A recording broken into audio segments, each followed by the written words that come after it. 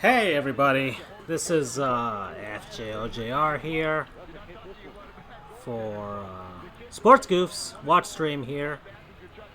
We're let me lower this a bit here. Um, Folding some clothes, doing some laundry. Had a pretty productive day today with my girlfriend, so decided, hey, might as well keep that going with a watch stream for tonight, and there's some games that are on right now that I'm currently focusing on. One of them being the Columbus Blue Jackets versus the St. Louis Blues, and then that's on the top right of the screen there. And of course, you can barely see it because I cannot broadcast that to the world. You're gonna have to figure out your own way to watch the game, unless you really want to view it on that tiny screen there, or on the top left, the Boston Celtics hosting the New York Knicks. Currently a pretty good game thus far out at the TD Garden. And on screen as well, we've got WWF, back then, not WWE, No Mercy, for the Nintendo 64 playing in the background. And then on off screen, but I'm currently watching it as well. I've got on the Big Ten Network, and I have Notre Dame, 4-0 Notre Dame versus the Minnesota Golden Gophers. So the Gophers are hosting that matchup between the two. So and Notre Dame is currently ranked 5th in the country in the NHL. NHL, God, freaking the NCAA. Alrighty, so let's see what we've got here. Got the Irish currently on a power play. Minute 13 left in it. It's currently a 0-0 score in the first. With 7 minutes left to play, Minnesota's got the puck, dumps it into the Notre Dame zone, and let's see. Notre Dame's got the puck behind their own net right now as they get set and start to push forward to try and get into the zone. It looks like play has stopped. Let's see. And there seems to be. What's going on here?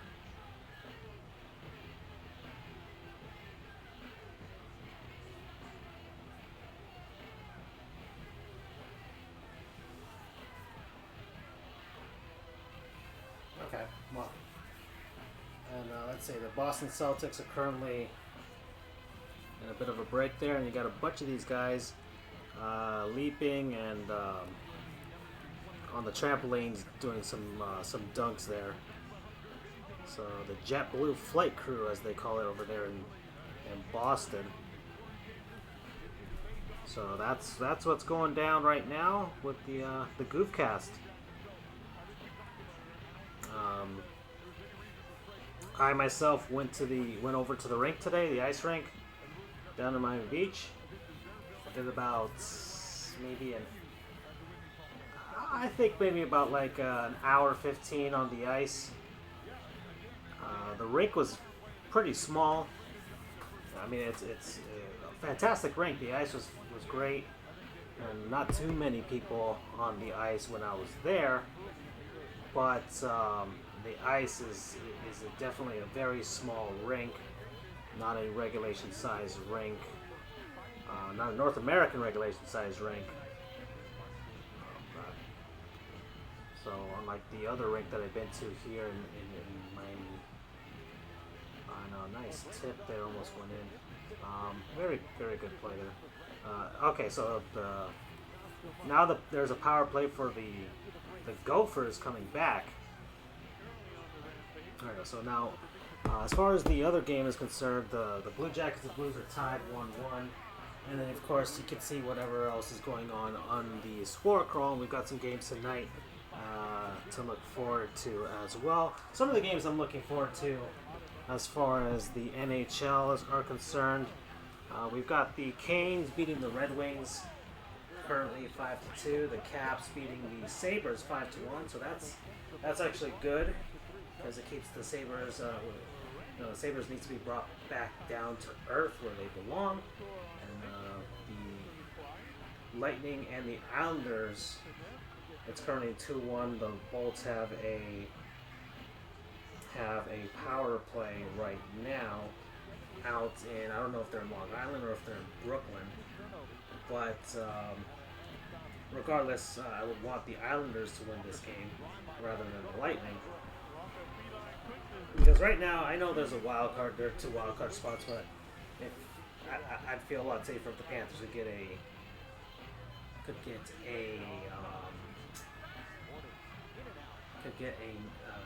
Atlantic Division spot. More than anything, we've got the Devils and the Flyers at 2-2 in the second intermission, so somebody better win that game in regulation. I'm tired of all these freaking points being handed out to everybody. Even though the Panthers are massive beneficiaries of the loser points so far this season. As far as the late games are concerned, I think the most intriguing matchup of the late games, there's 3 more. There's the Stars, there's the Avalanche. That's at 9 o'clock, or actually it's about to start. And then we've got the Canucks and the Ducks. That one not because of the rhyming, but the fact that both teams I've started off pretty well in October, and so that'll be a nice Pacific Division matchup. And then you've got the Winnipeg Jets and the San Jose Sharks. The Jets have started off, I guess, so.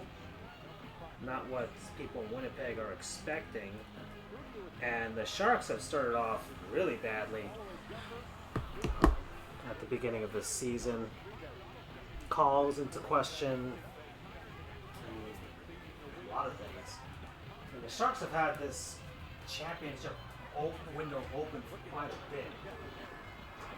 And it seems like only natural that the Sharks, at some point, that window has to slam shut. Right? You would think it would slam shut. Like very, very soon. If not now. You would think that's what would be occurring, but the Sharks fans are expecting more. But, I mean, this has to end at some point. The Sharks are going to be bad at some point. What's going to happen then? Well, anyways, I'll keep it moving here with regards to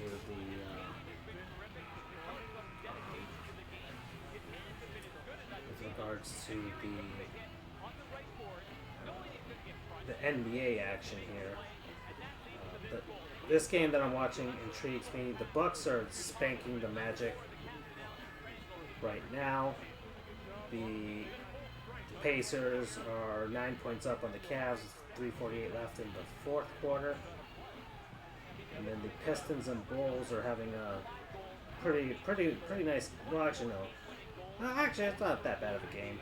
Bulls are up 10 on the Pistons, and they had a very nice moment where they gave Derrick Rose a standing ovation and MVP chance. He's from Chicago. I think it might be. I mean, as far even in the last decade, you would say the biggest what if in the NBA of the 2010s. What if Derrick Rose had stayed healthy? What would the Chicago Bulls have done? They would have at least, and I can admit this now as a Miami Heat fan, I think they might have at least won one series versus that big 3 era of the Miami Heat. And if they had won one series, there's a possibility they might have won one championship following that.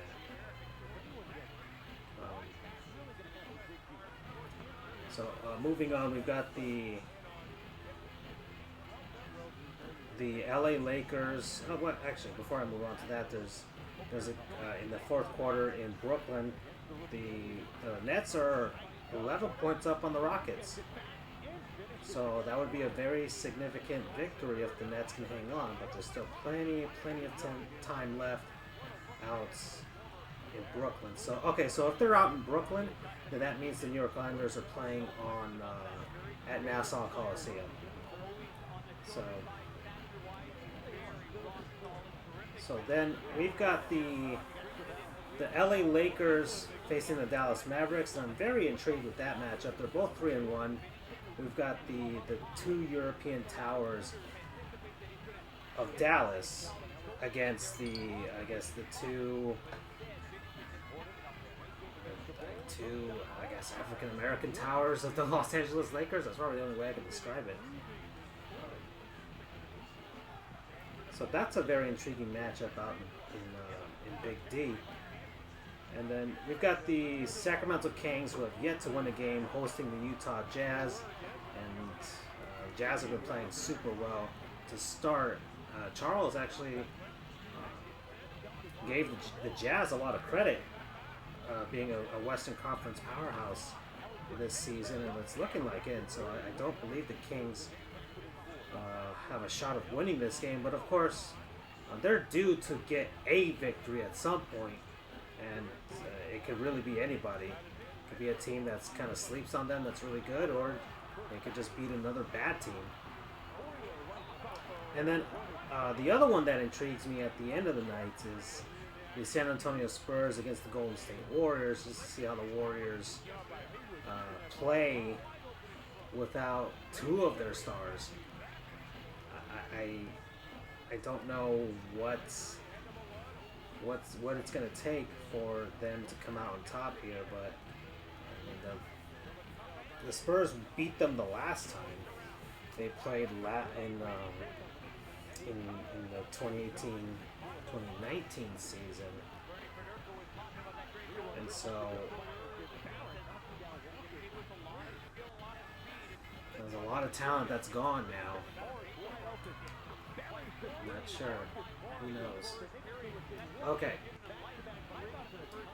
And this game has just been a back and forth affair here between the Irish and the Gophers. Man, I love that that Notre Dame keeps their.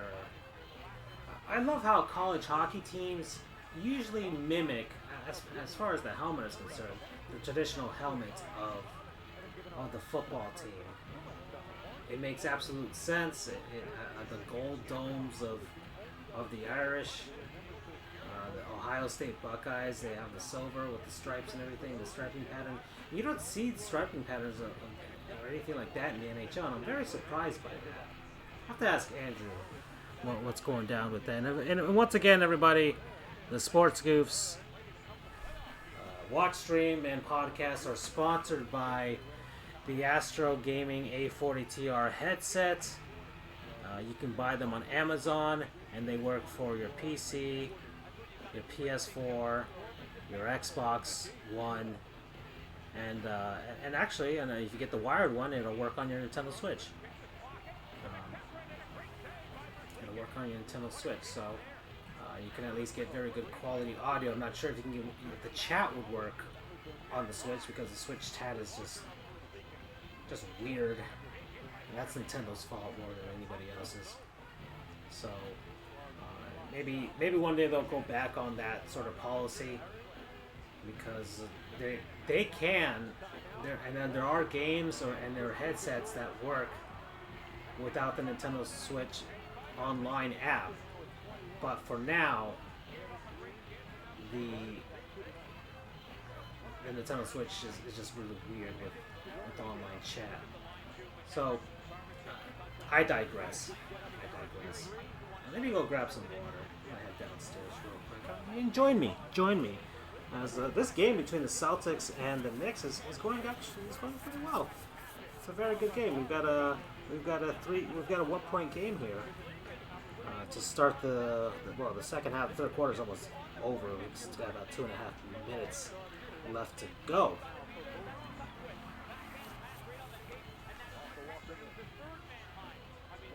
And so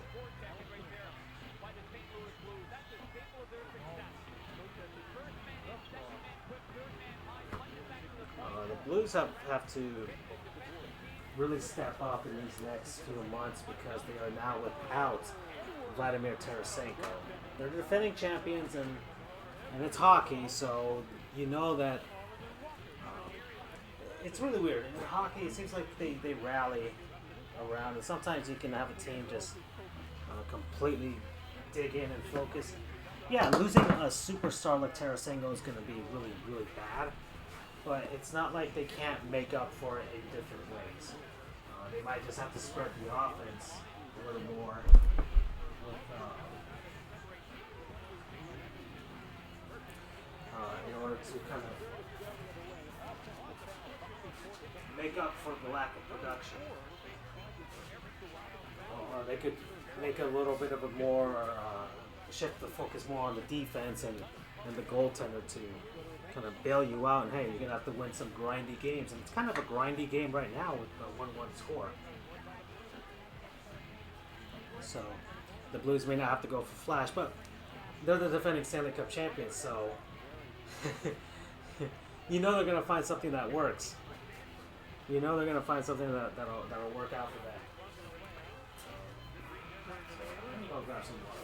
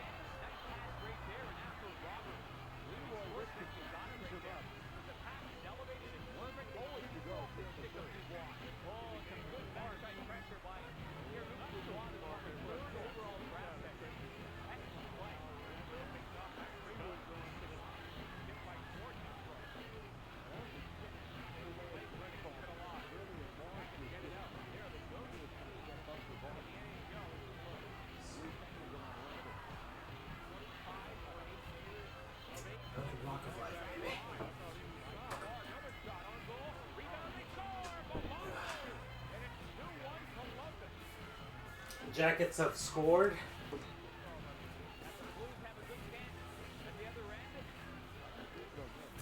Let's see how this worked out. Okay, so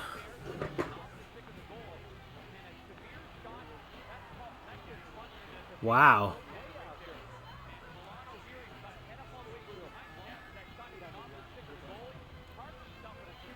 Wow. What an angle that he was able to fit that through.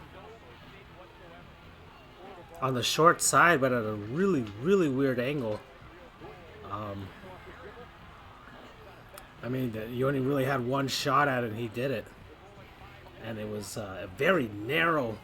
I mean, he was basically not behind the goal line at the end of the boards, but he maybe like 3 or 4 feet. And that's a really, really tough angle to score from. It worked though. Okay. So 3 points separate the Celtics and the Knicks. This is a good game. It's a very good, very, very good game. I mean, David Fizdale, he's got a. I'll tell you this much. I'm very happy with how the NBA season is turning out so far. Because I think the competition, and it could be a number of factors. It could be the fact that the Titan teams of the last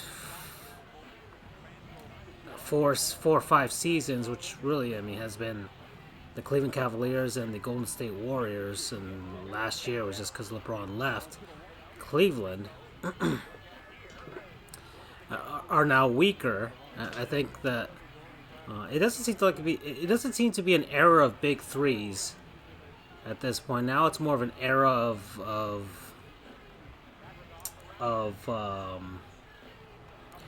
dynamic duos. So it's allowed. And hold on. Oh, that's Okay, so we're at the first intermission between the Irish and the Gophers, and I'm looking at what happened in the first, and it looks like the Irish had a goal, but they reviewed it and they called goalie interference. The Irish player was kind of on the goalie's, I think it was on his blocker's side there, and I think he just grazed him, I mean, it was a touch just enough to get in his way. So, and okay, we got the Knicks and Celtics ending the third quarter here. It's 74-75. Boston, good game, very good game. Okay, so let me actually put some of these clothes away because well, because that's what you should do. You should put your clothes away when you do your own laundry and stuff. I finished working my job. There's some things I have to still keep mindful of because there's going to be some residual effects of me leaving my past job, but I think that'll start to dissipate over time once they get my replacements in, and once they really start to get used to life without me, which is kind of sad to say. It kind of feels like I'm dead or something, but it's just the way things go, huh? It's just the way things go.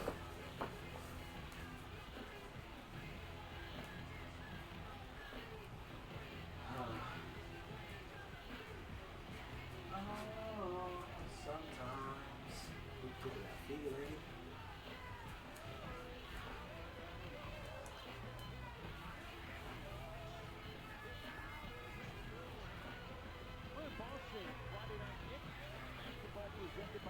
Let's see, let me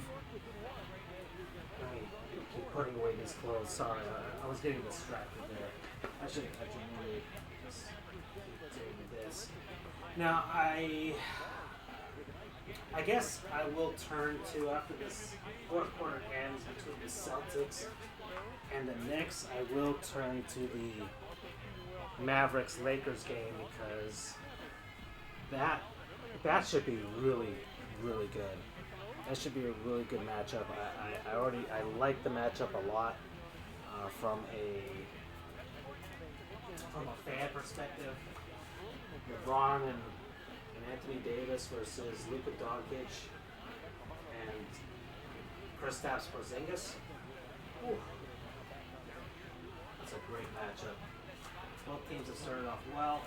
It seems like the investment in the trade of the Dallas Mavericks made Porzingis is starting to finally show fruit. And the Lakers have started off well. So things have turned out as LeBron James wanted it to. So it hasn't been a dumpster fire yet. And their only loss is that opening night against the Clippers. Now, Clippers, check my record now. I'll go through the standings once I finish this, so we kind of get a rundown of most teams have played 5 games at this point. Not really the biggest sample size, but there are some nice beginnings and some disappointing beginnings. And so we'll get through that. The World Series is over now. The Washington Nationals have won their first championship, and I'm okay with that. I am perfectly fine and okay with the Nationals winning it all. There's a lot of guys in that team that deserve it. Max Scherzer, Brian Zimmerman, Steven Strasburg, all those guys. been there for a while or admitting Dave Martinez. I mean, I remember when he was on the Tampa Bay Devil Rays. He rose up the managerial ranks and made it to DC, and it looked like he was probably on like the firing block in May, and then boom. They kept it. They kept going. Whatever message he gave to that team, they took it and ran with it. So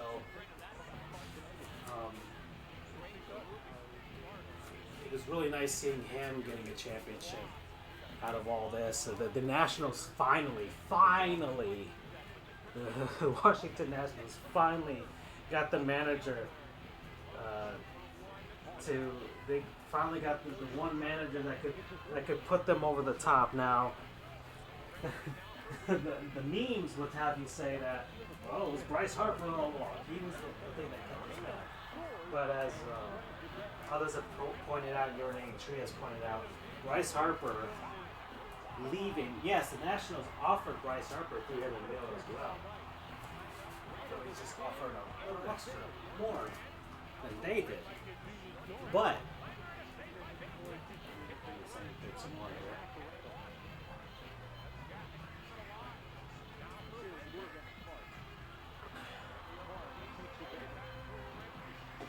But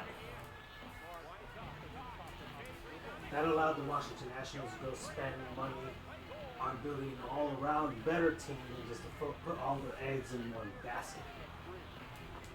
Better starting pitching, better bullpen help.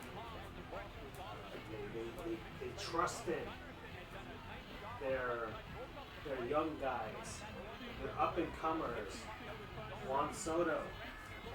They've saved some money. Maybe they can spend it on Anthony Rendon, who had a really great contract here. And the Blue Jackets have scored a third goal.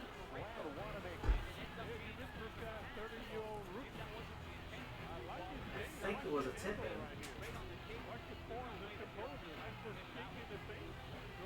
Or at least a perfect pass that just shovel it right into the net there, and well, we got a 3-1 game out in St. Louis. We need the Blues to win that game because the Jackets are in the East.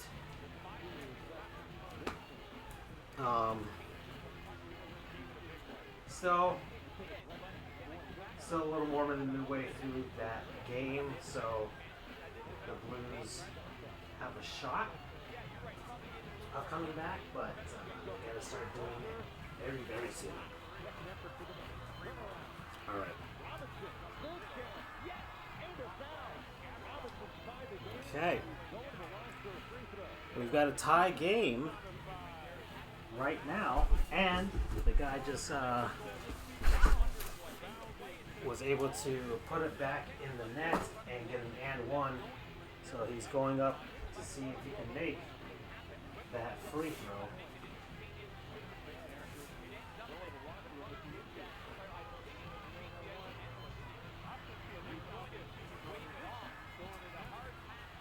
You know,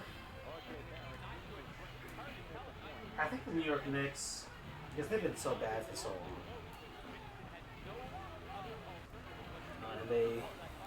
and their consolation prize out of all this was to draft R.J. Barrett, good Canadian boy.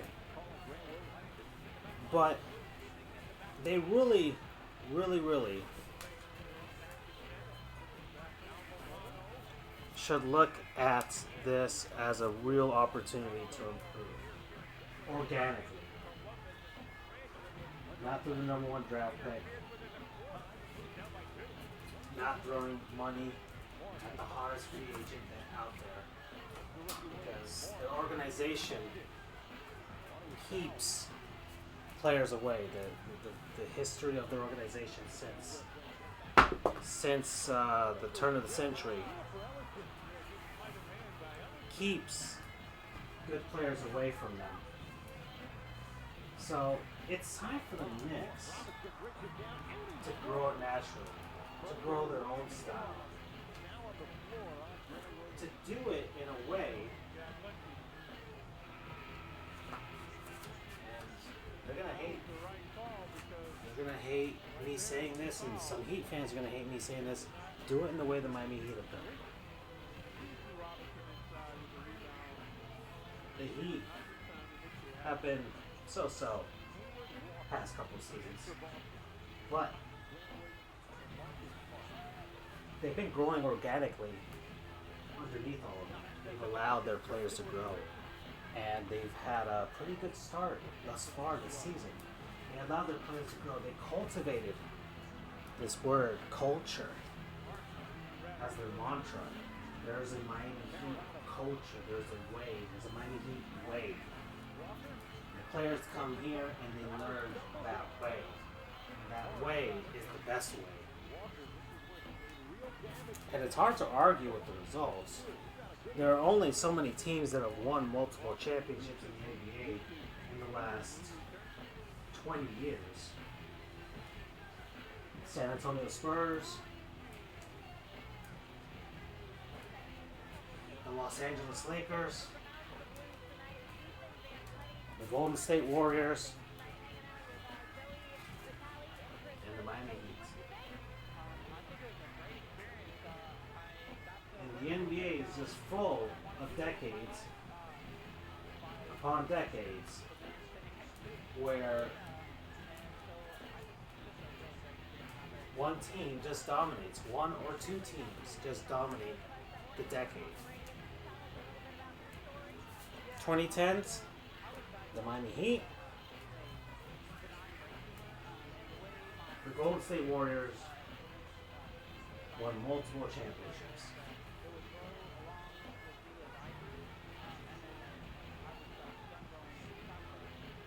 2000s, the Los Angeles Lakers, San Antonio Spurs won multiple championships.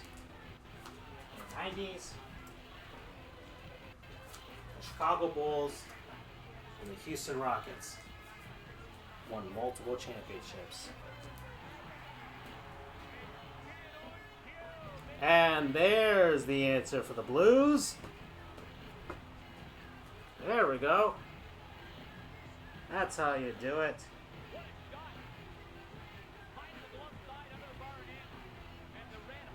Looks like that's Braden Shen there on the power play. And the second period has started out in Minnesota. There's currently a penalty right now. Minnesota needs a touch, and they got it right there. The Irish will go on a power play. They're tied 6-6 with shots. Nothing.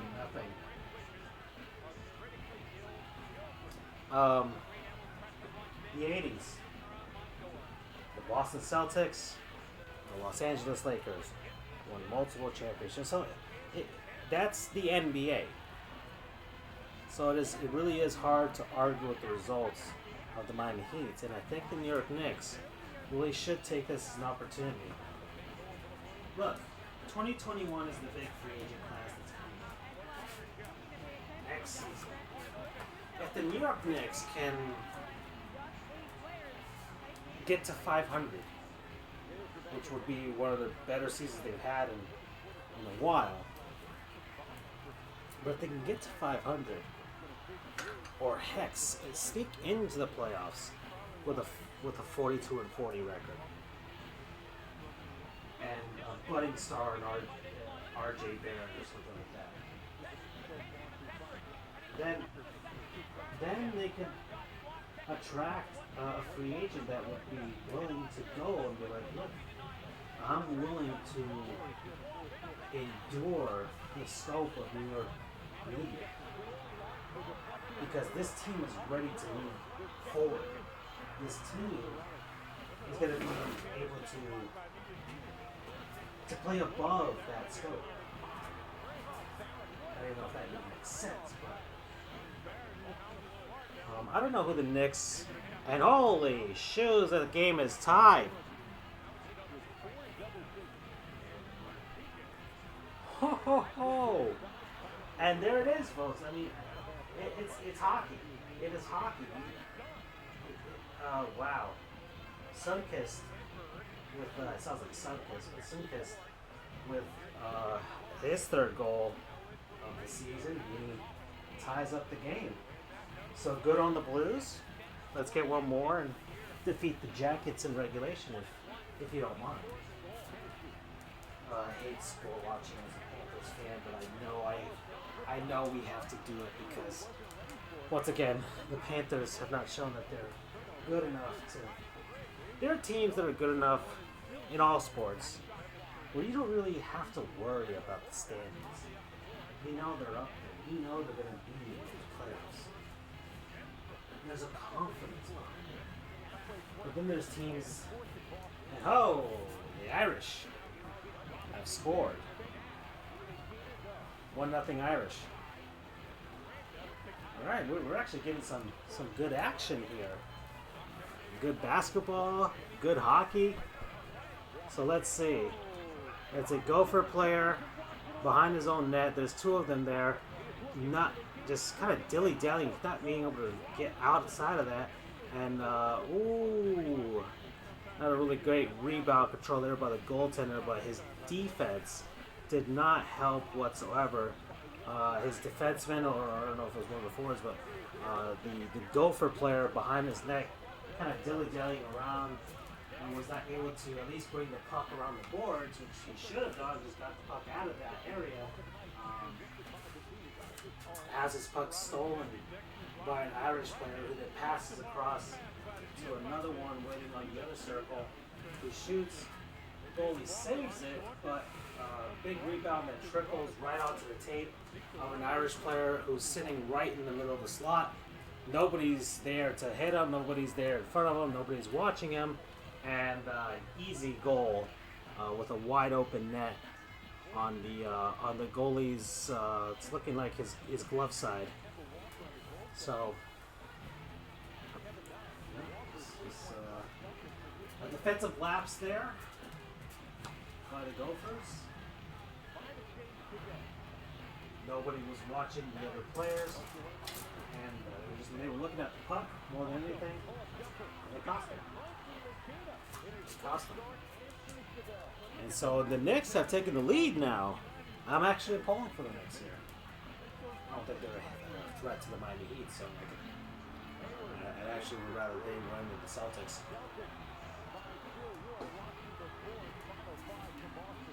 Back and forth now.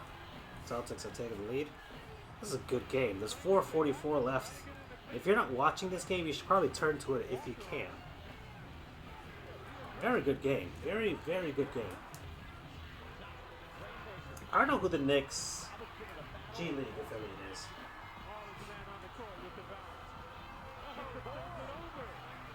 I'm not sure. Have to look that up.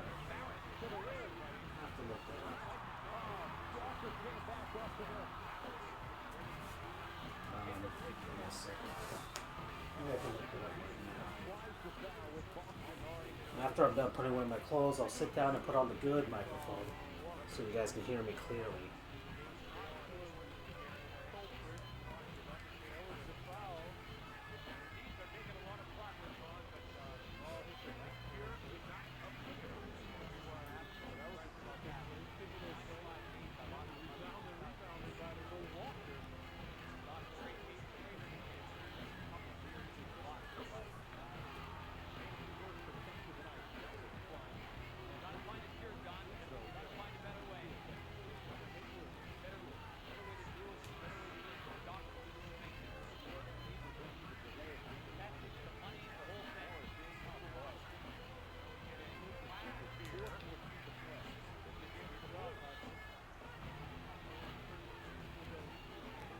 So we got the Jackets on the power play with 5 minutes, 5:01 left to go in the second. It's looking like the Celtics have cushioned their lead a bit, 4 points up on the Knicks. And I think the Knicks, they really have to be patient. They really do. If they're patient, I think they'll have a shot of becoming a TC all over again very soon. The NBA is especially if you look hard enough, you can find good talent elsewhere outside of the first, the first 10 lottery picks or whatever. Um, you can find it elsewhere. There are guys on other teams that are not getting opportunities. There are guys in the G League who just need time to develop. And all they need is an opportunity. And I'm saying that specifically because of guys like Kendrick Nunn. It's funny. Pat Riley, who was the quintessential whale hunter, guy who loves to build his teams through trades and free agency. And Kendrick Nunn can be said to be part of the trade aspect of that. I don't know if he was traded or he might have been picked off of waivers. I mean, I don't exactly know how the G League works with regards to picking players from other teams, but Kendrick Nunn was in Santa Cruz playing for the Warriors there, and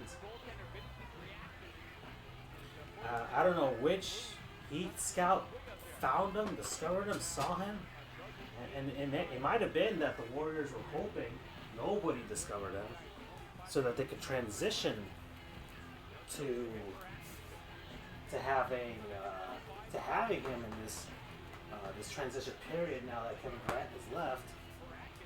But the Knicks or the Heat saw him and they picked him up, and he's been doing fantastic so far as a rookie. For undrafted rookie, by the way, for the Miami Heat. Now things can change.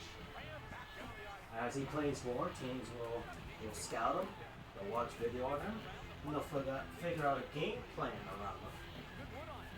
But the beauty of this is that the Miami Heat were able, because of their culture, they were able to attract a star in Jimmy Butler.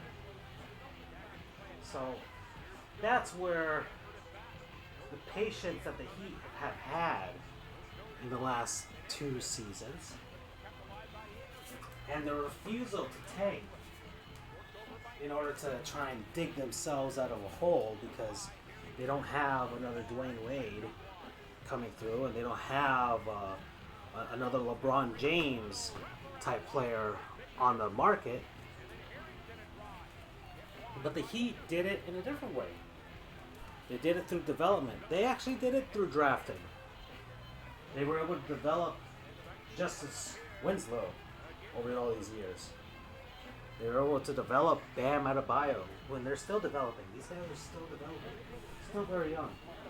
They were able to develop Josh Richardson just enough to use him as a trade chip to get Jimmy Butler out of Philadelphia. That's how you build a team. That's how you do things. That's how you bring yourself out of this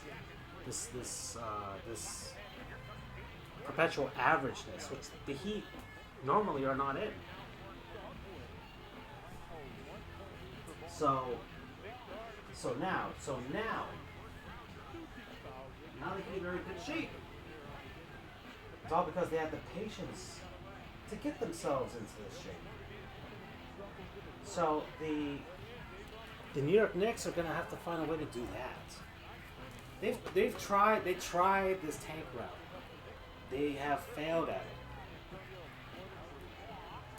They have tried to win with the ping pong balls, but I mean, if you're struggling in your life, you're not gonna just sit there and hope that you buy enough lottery tickets and you'll win the lottery. You can't just do that. So you just have to kind of find a way to pick yourself back up.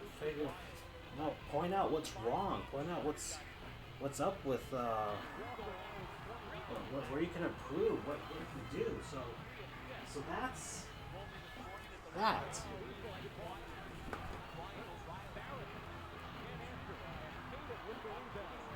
That is what the New York Knicks have to do. I'm saying this as a saying this as a Heat fan, and I think Knicks fans have known this for a while too. It's just like the organization hasn't. Hopefully James Dolan stays away long enough for his team to do this stuff. I mean, he doesn't have a flashy GM. And whoa, that Notre Dame player just knocked over the Minnesota goaltender right now, and it's looking like they're going out short-handed here because the Gophers are on a power play, but the Irish are. Oh gosh, what a chance they are short-handed. And here come the Gophers coming in with little speed. They're trying to set this up. I think BU might be able to answer this if he ever pops in and listens to this. But I think it's isn't the I think the oh I think that one might have hit the post. I think the Gopher ice is a little wider.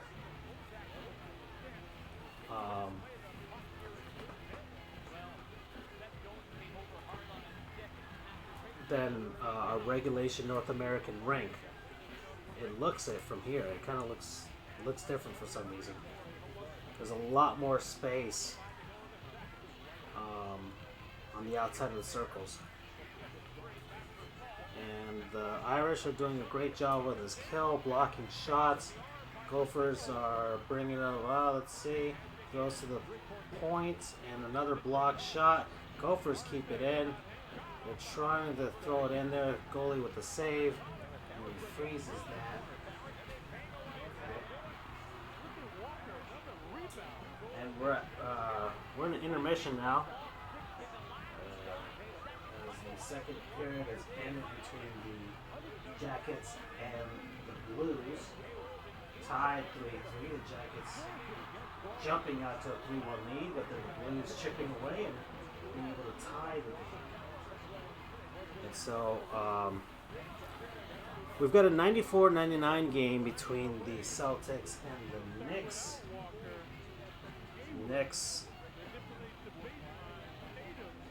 Knicks have taken a timeout right now with about 1:50 left in the fourth quarter as they need to regroup defensively.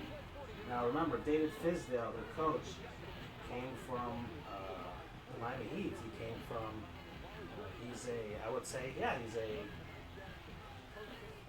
he's a Eric Spoelstra disciple. And of course, Eric Spoelstra is a Pat Riley disciple. So, believe me, David Fizdale is not a bad coach. He's still trying to figure his way out here too. And that's another thing, the New York Knicks. Once again, part of that development. Hire good people. Hire people that are going to hustle and try and make it in the NBA.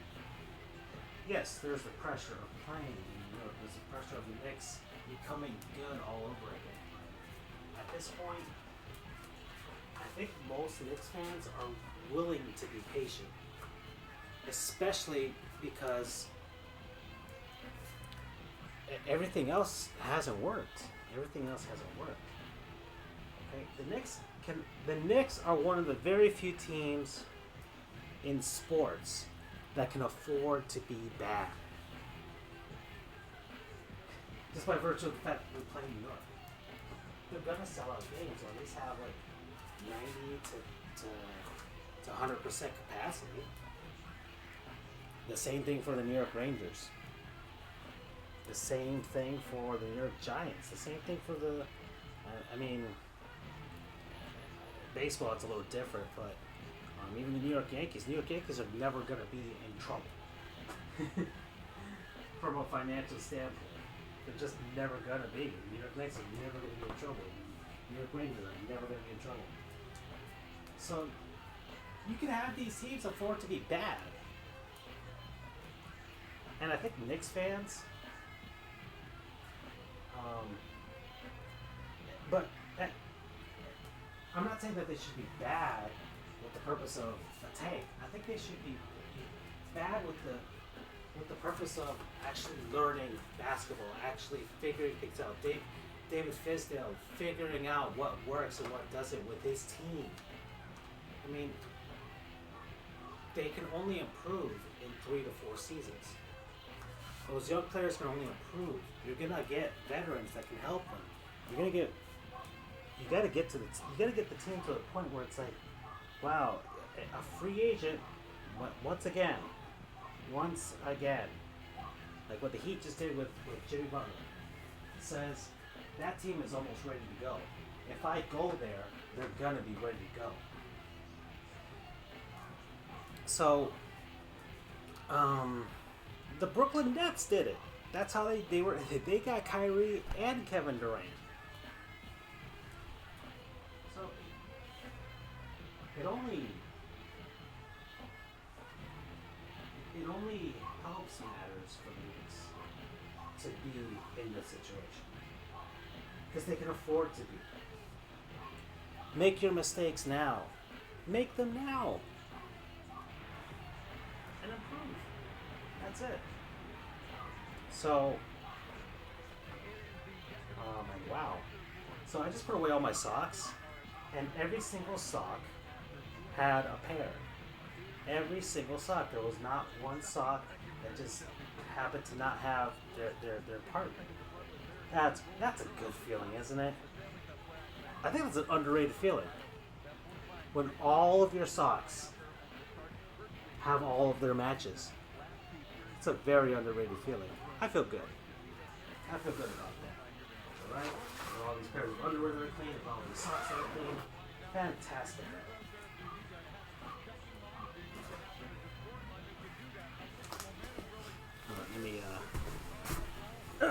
Let me put this back.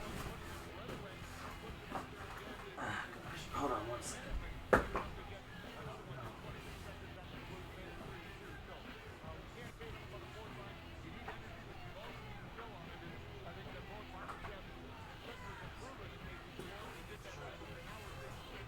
Sure that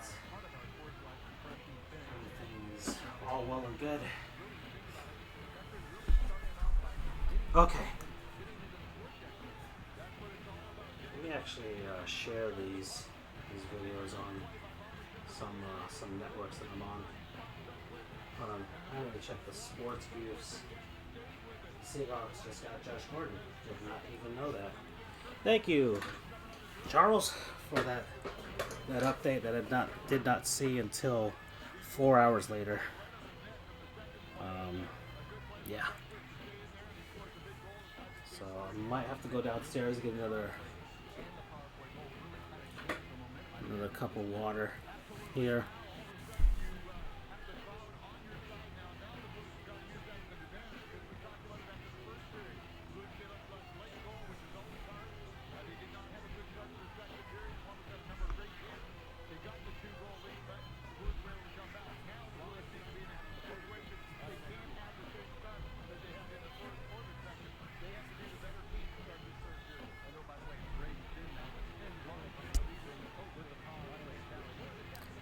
Okay, so we've got a 95 to 100 game as the Celtics continue with that 5-point lead over the Knicks. We're down to 57 seconds. It's not looking good for the Knicks, but a very well fought game. I mean, you can't really. I mean, they can hold their heads up high with their performance tonight. 96-100 now, as we move forward. So, we get to that last minute of a game, and of course, fouls and free throws matter the most here. As the Gophers have a pretty good chance right now. The puck is kind of bouncing around. Another shot there. Let's see. Bringing it up onto the point. A shot from the far side. Nope. Actually, nope. There's a hit right there. The Irish regain control and get that out of their zone. But Minnesota currently trying to get another rush into the Irish zone. And that puck is a little too high as they try, I guess, trying to do like a tip in there as the guy brings it forward. And here come the Gophers with some speed. Irish get back on defense as he brings it around. And oh, that was a nice setup there. I like the way that he was thinking there. He brings it around. They cycle it a bit and off to the point. And let's see, the defenseman with a shot, but it's blocked. And he's at the point now. They cycle it around as they bring it up on the far end boards. Behind the net, Irish regain control, and the Gophers going to have to go for a change. And so now the Irish, it's a breakaway, and goalie with a great stop, but the Irish still have the puck. And here's another shot, another great stop by that goalie, number 31 for the Gophers. Let's see, Irish now pushing here. Gophers retake possession, but the Irish keep it in the zone. And here he comes around the boards. That's a good setup there. And now here come the Gophers with some speed heading back. Defenseman, good. Oh, great stick there. And the Irish are trying to, a lot of speed right now between these two teams. Let's see, Irish he's trying to get some help here. Okay, so it's on the end boards here behind the net. And the Irish regain control. He throws it to the far point. And a shot. It bounces on the end boards there. Misses. Irish still have the puck. Throws it over to the shorts. There's the save by the Gopher goalie. And yeah, both teams are going to need a change. And actually they're going to have a TV break here to clean up the ice. Whoa. Now that was exciting hockey there. Okay. 199 now between the Celtics and the Knicks. Okay. They brought up the rear with these points here.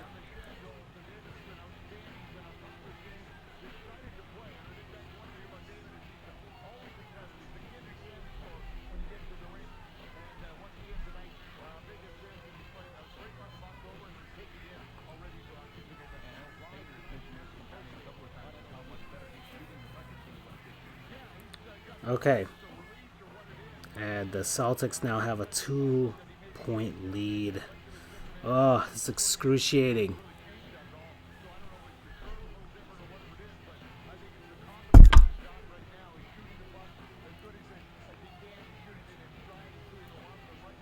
Last 13 seconds of this game.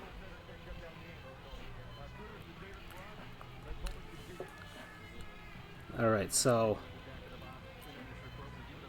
let me go downstairs and get some water, because these last with these timeouts and everything, these last few seconds are agonizing. And holy crap, the game is tied. 4.1 seconds.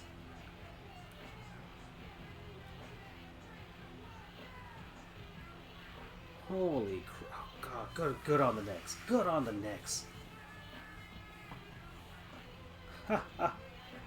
New York, you have to be proud of this squad here.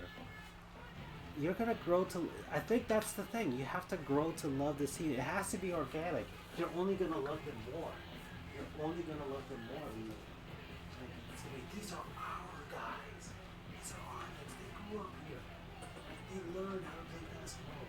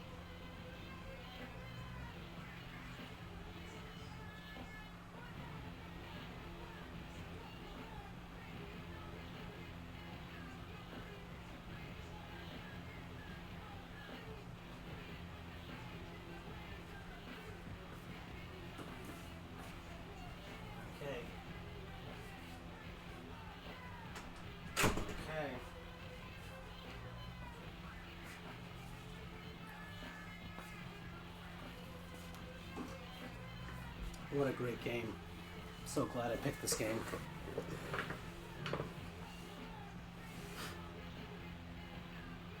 Oh, and the Celtics just scored. 1 second left in the game. Oh no. Oh. Oh, more heartbreak.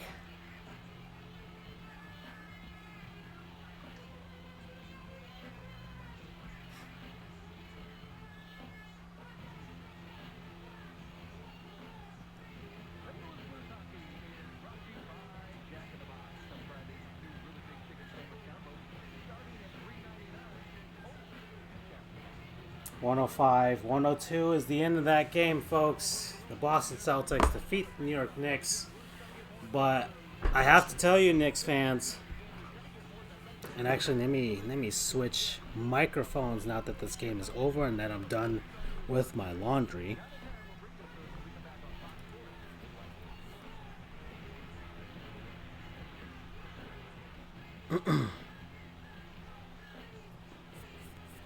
I'll tell you, Knicks fans,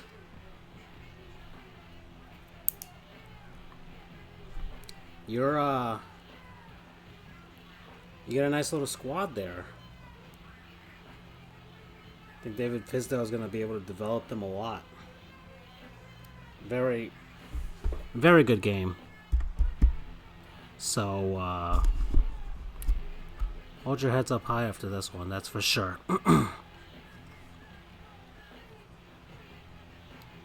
Alright. I guess that's it. I'm going to have to switch games here now. So, the second NBA game that I wanted to do on this stream here. And the Nets did beat the Rockets, so a very good win by the Nets in that game. We're going to go with the Lakers and the Mavs.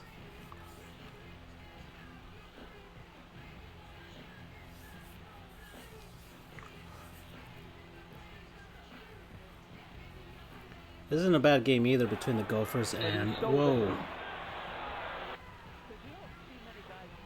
This isn't a bad game right now between the Irish and the Gophers now. There's a minute left here in the second period. And whoa, hey, the Mavs have a nice lead over the Lakers. It's only the first quarter, though. Things can change. Of course, the Mavs are playing extra amped because the Lakers are in town. There's a bunch of quote-unquote Lakers fans.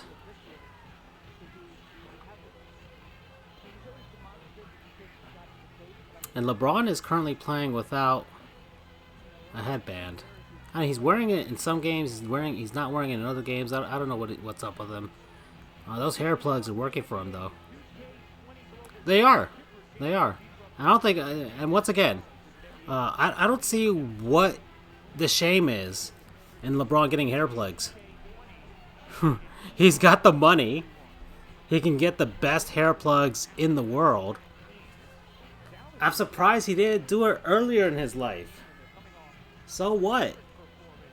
You genetically from one side of your family, and you don't know who your father is, so... you know, you got the baldness gene. And what's up, Andrew? I was talking about LeBron's hair plugs for a second there, and I'm actually, it's funny. I was hoping BU would pop up here because I've been watching the Golden Gophers game between them and the Irish. So I actually have college hockey playing in the background. You can't see it on the screens here because it's on my TV. But I just found college hockey, because I was looking for a third game to watch. So I'm watching multiple games at the same time. I've got 3 games on. I just finished the. Oh yeah. Jeff Bezos is he's bald as well. I just finished the Celtics and New York Knicks game, and I was just talking about the Knicks for a while. and that was actually a really really good basketball game. And then I finished, or actually I'm still watching the St. Louis Blues versus the Columbus Blue Jackets, and that game has actually turned out pretty fun as well. A lot of goals scored in that second period, and they're starting up third here. I'm hoping the Blues can pull it out because we need, you and I being Eastern Conference fans, or teams that are in the Eastern Conference. We need the Blues to beat the Jackets. And I have the Big Ten Network, so that's how I'm getting the Gophers game.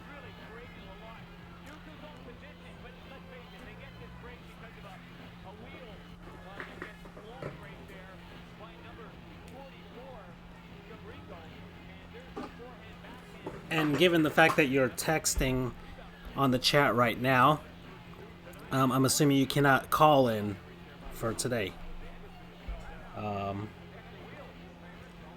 But in any case, there's there's a lot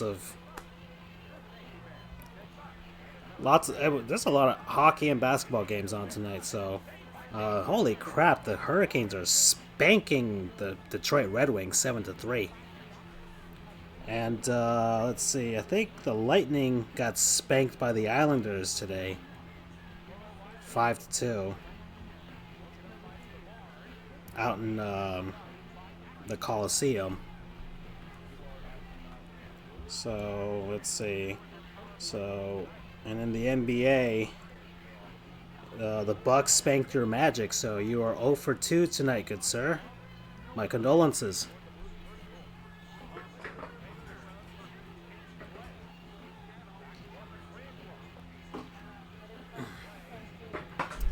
Let's see. As far as college, well, yesterday's action.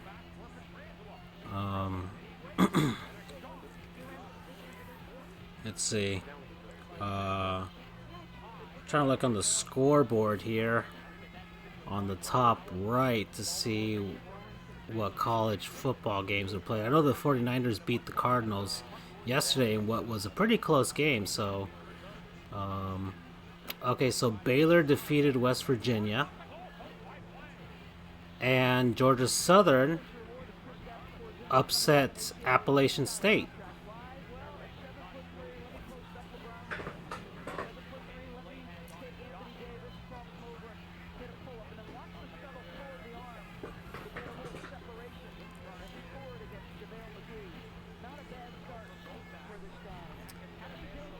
And I wish that we had Charles here because I actually found a way to get a WWE game going here.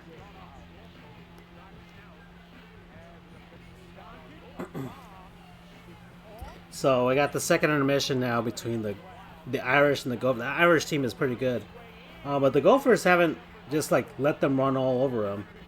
Even though the Irish have had way more scoring chances than the Gophers so far in this game. So let's see here.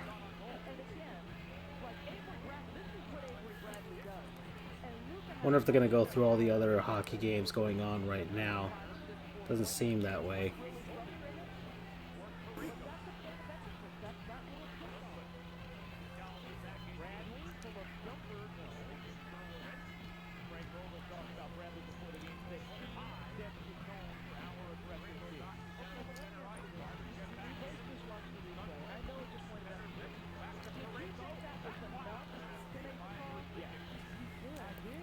Actually, let's see. Since we're in the second intermission here, I'm going to see what else is on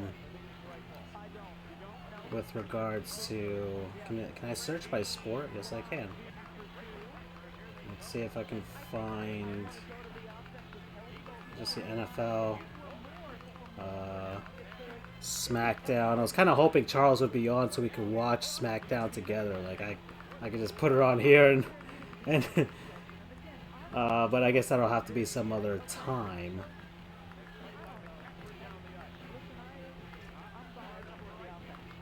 So let's see all live programs on Fox Sports. There doesn't seem to be anything else live other than this Gophers game. Let me see what's going on in ESPN. And now I'll go to NBC Sports.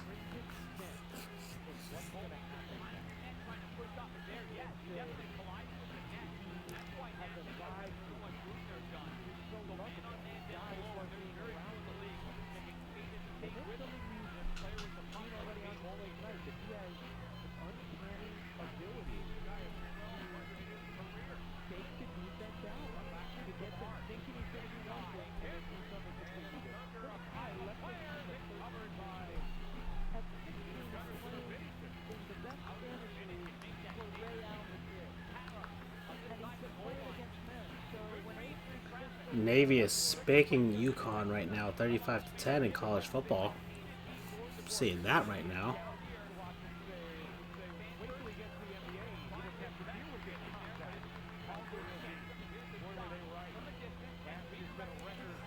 Let's see here. Does not. I mean, ESPN has college hockey, but it's ESPN Plus that I'm seeing here, so I can't see it, unfortunately.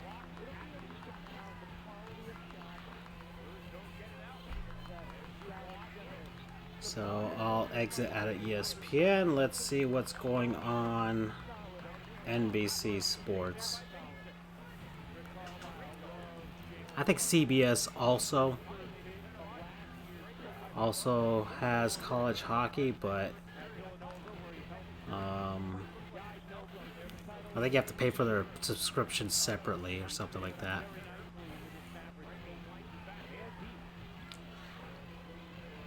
And once again, everybody, Sports Goofs is sponsored by the Astro Gaming A40TR headset. Go get yours and listen to me ramble about sports as I look for something else to watch during this intermission between the Gophers and the Irish. Let's see, NBC Sports. You would think that you could find things super easily here, but let's see, live and upcoming. Not much live, so nope.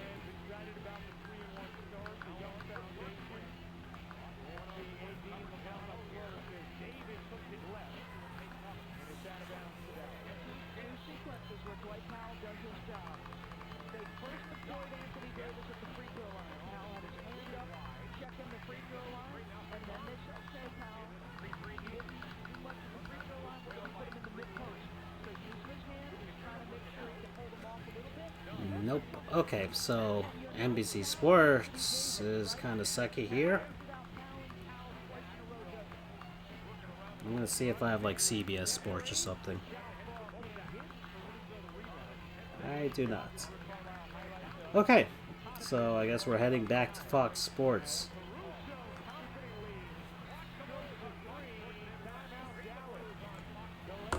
And hey, the Lakers have come back here. They were down like 22-7 and have gone on a huge run here.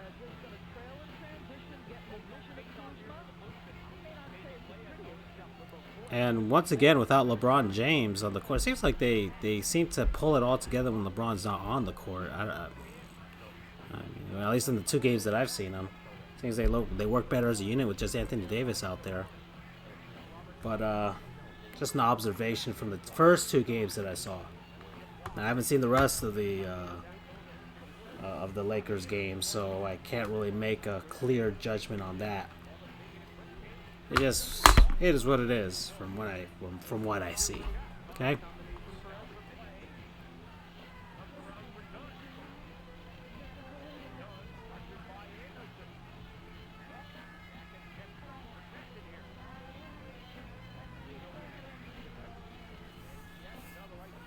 All right, so I'd like to play a little more attention to this Blues and Blue Jackets game then, since it's the one that has a ton of action going right now.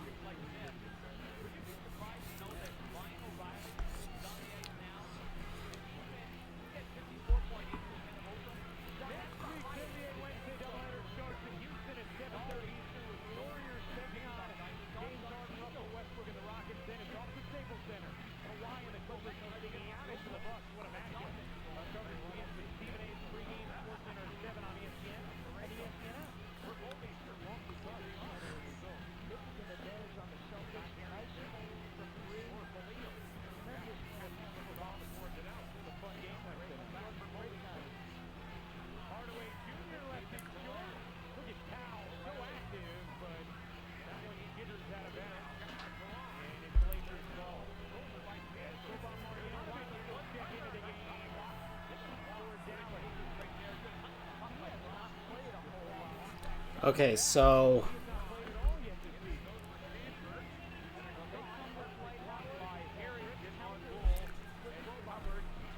whoa, some shoving going on here between the Jackets and the Blues. As Sanford grabbed Dubois from the back of the collar. Not sure what that's about. A lot of chirping going on here. Sanford's kind of laughing it off as he comes off the ice.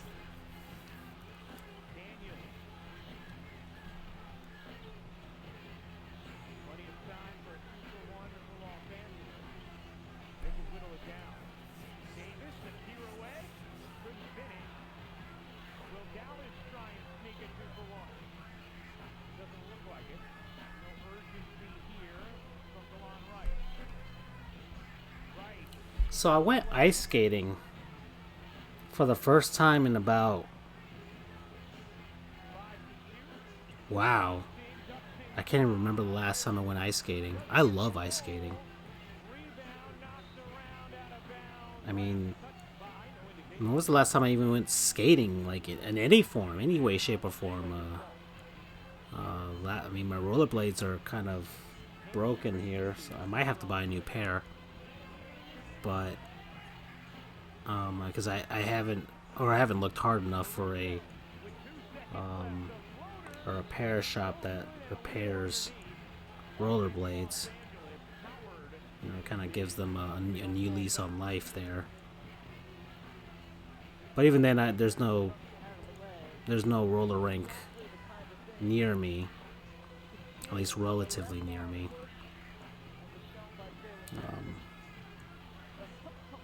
In any case,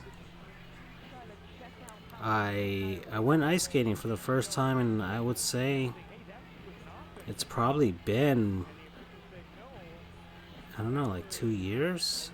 I honestly cannot remember the last time I went skating, which is I sound a little melancholy about it, but it's only because I love skating.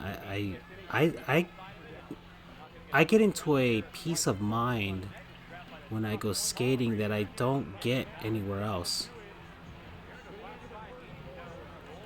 I mean, when I go on the ice, or even on a regular concrete or asphalt rink,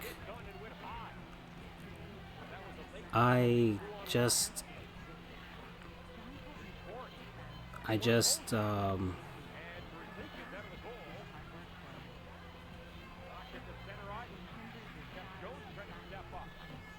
zen out. I zone out. I become nothing. I just kind of, I don't think about my worries. I don't think about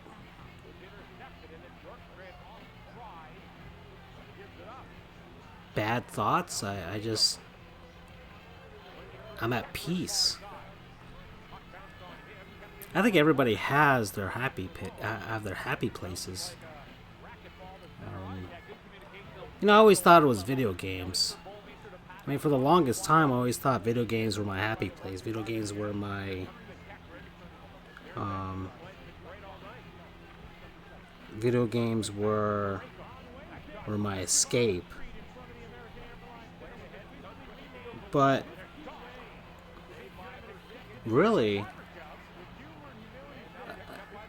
they really weren't, because I don't get the same feeling out of video games that I do out of ice skating. And maybe it's because, from an ice skating perspective,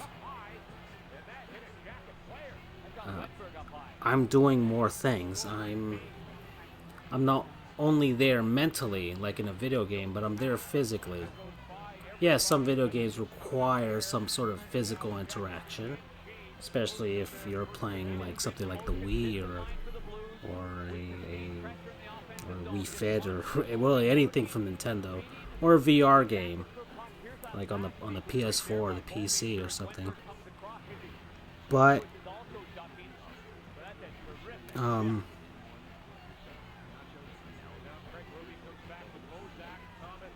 but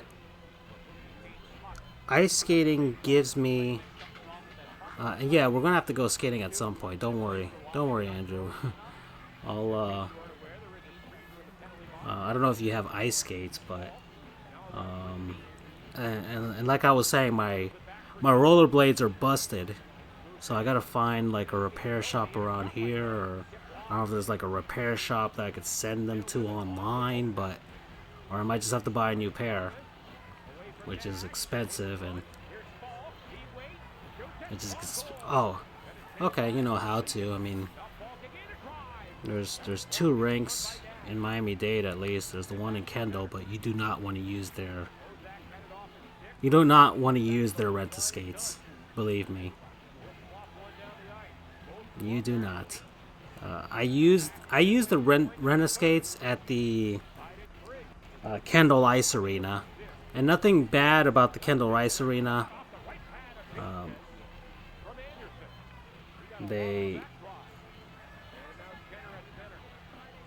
I don't want to say anything bad about them, because it's just the fact that the arena is fine. Okay, you go out there, the ice is well kept and everything like that. But the rent-a-skates are these kind of blue, but like a blue that, I mean, I guess it's like a royal blue, but it's like a, I don't know, man. I can't describe the shade of this blue, because it felt like they look like, I don't know, like Chinese knockoff. Like, you ever seen like a Chinese knockoff toy, and like the color on them is just not the right shade of whatever color you're expecting that toy to be, like the real deal toy would be. Like, that's the kind of look it had, and it's a really weird thing to describe. But so I rented them once because I didn't have my skates with me, and I thought, okay, all right, these are like, and they have like plastic straps. Like, it is, and that kind of, you have to lock them into place, because they're not laces. It's not laces. There's no cushioning inside of them. It's just a hard plastic shell that goes over your feet, and so I get on the ice, and icetechuk.com. Oh, I'm gonna have to look at that right quick. Give me a second. See if I can copy that and paste it onto our browser screen here. So let me pull up the Sports Goofs browser screen here.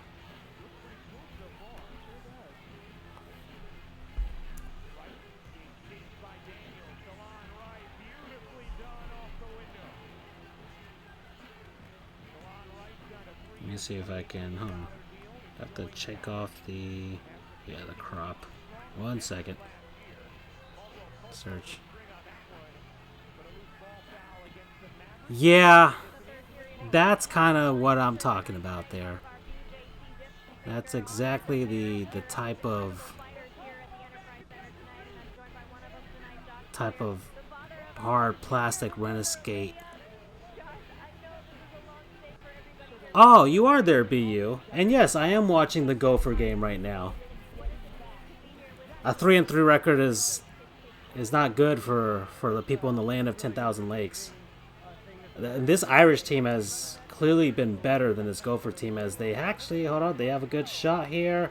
But let's see. I think it was a block shot. Now they're bringing it up the ice. And the Irish kind of turn it over there. So, yeah, I'm looking. Let's see. Is this basically?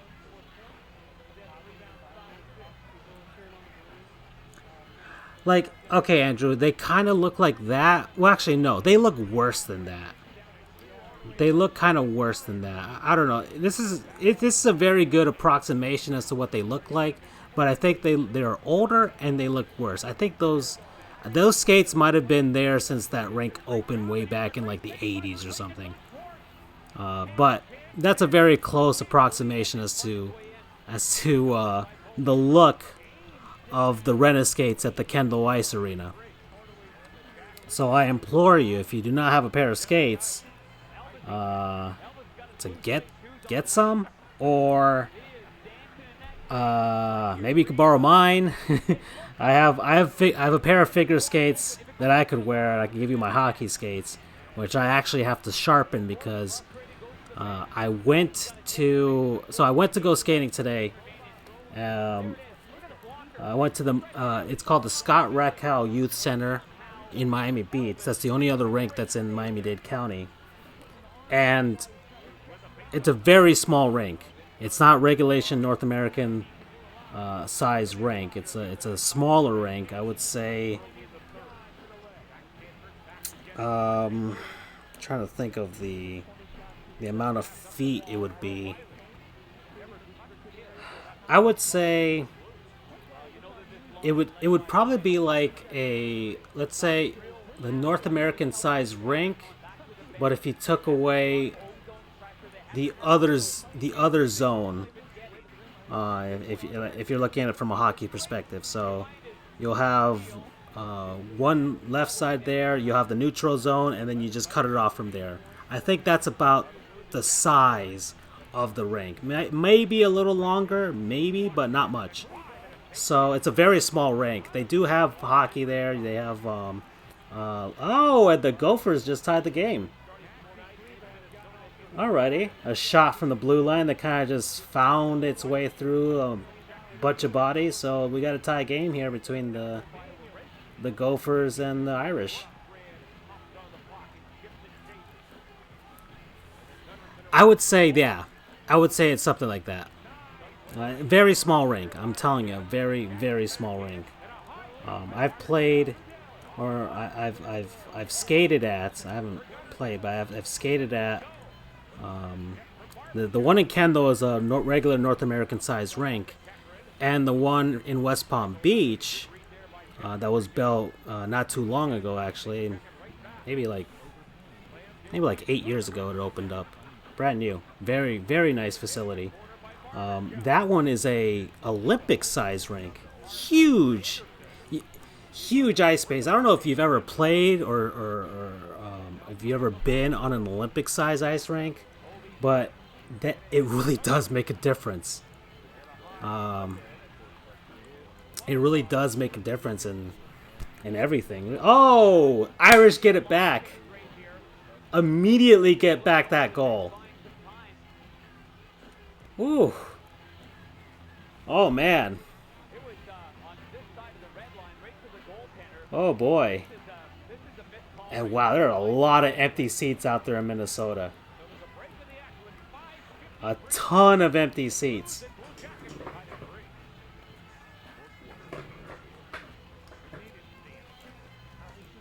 So yeah, BU. I mean, I guess the reason that they haven't rioted is there's just not enough people to actually have a legitimate riot out there at Mariucci.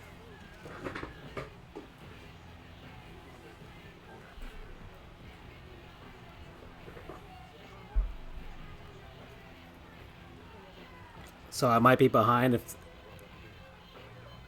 Okay, so.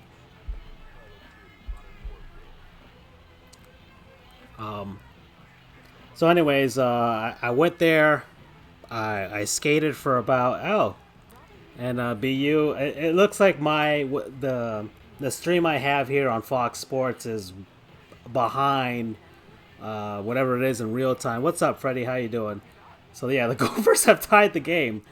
This is fun. This is fun hockey. I like this. I like fun hockey. All right, back and forth affair here. Some actual action going on because the Gophers did not look good those first two periods and or the last period. Sorry. So actually, well, the first period wasn't that bad. The second period they looked pretty bad, and well, I guess they woke up for this one. Let's see here. All right, let me get these crappy skates off of the screen here. But yeah, ice skating is my freaking happy place. I did not think of anything while I was out there. But once again, I haven't skated in like. It might be like a year and a half to 2 years. I haven't gone skating on an ice rink in that long.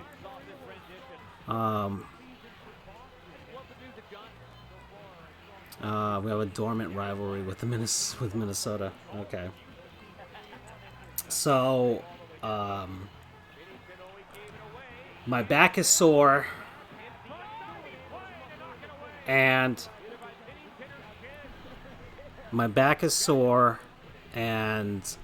my knees hurt. But and once again, everybody, we have sold out.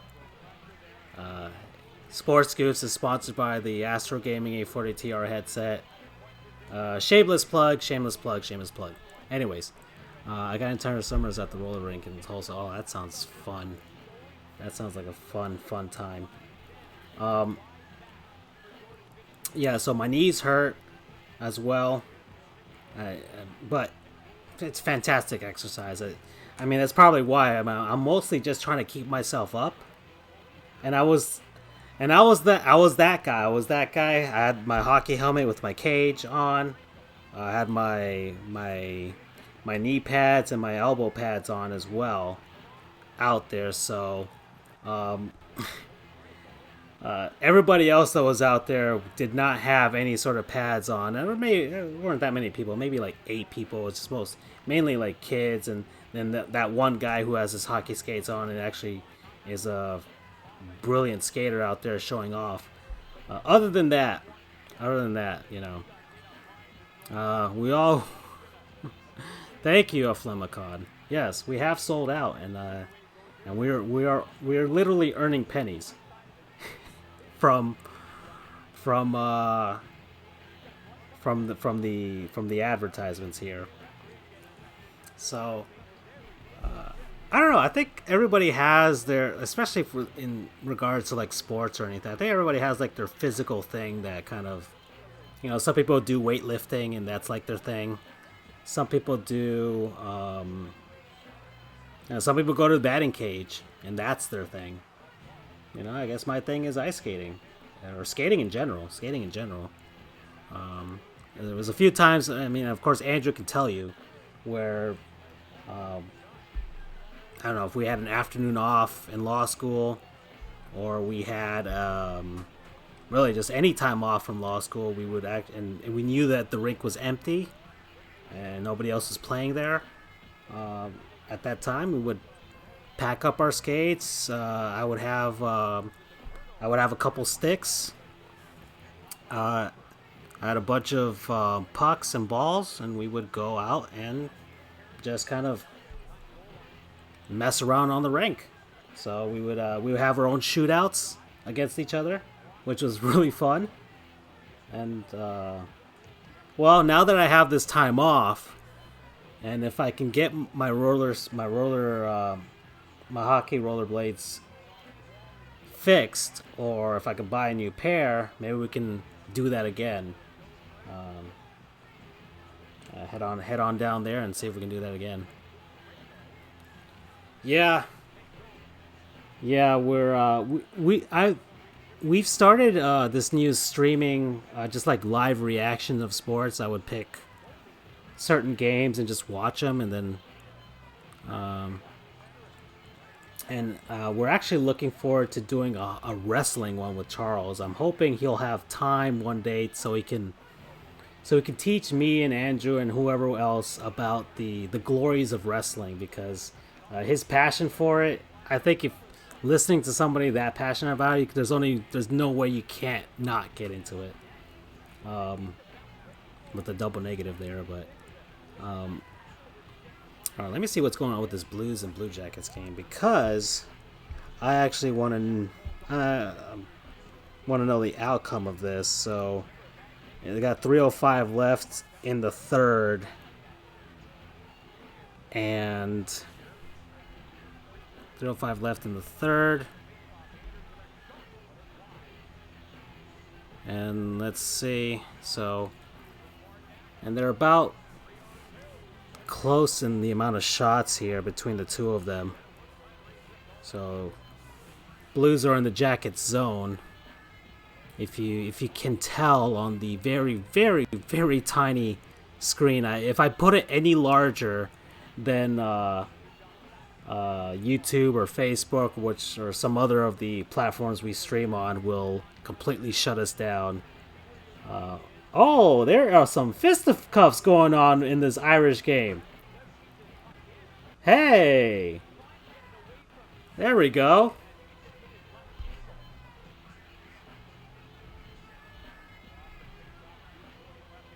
Let's see what happened here. So let's see. Gopher playing. Let's see. Bring the puck up the ice, and I guess the Irish player kind of poking at the goalie after he made the save, and then we had the pushing and the shoving.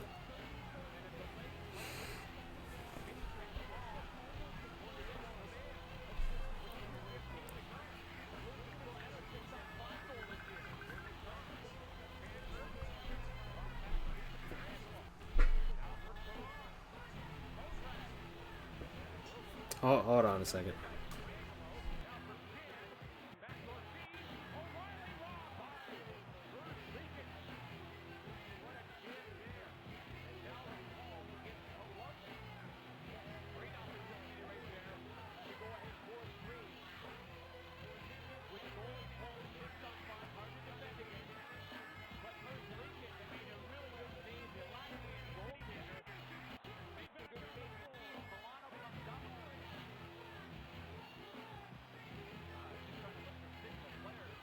Oh God. So hold on. Wow, what a save! What a save by the Jackets goalie there.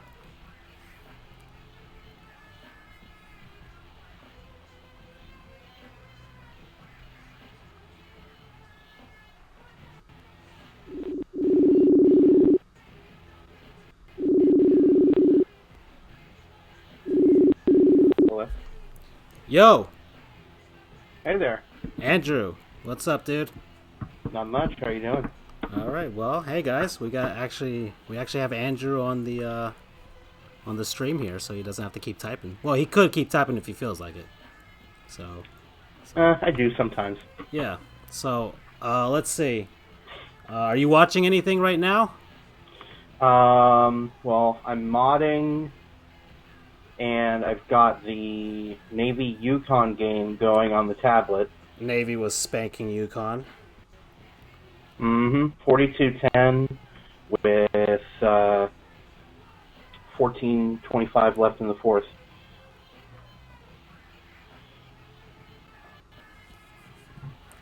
Okay.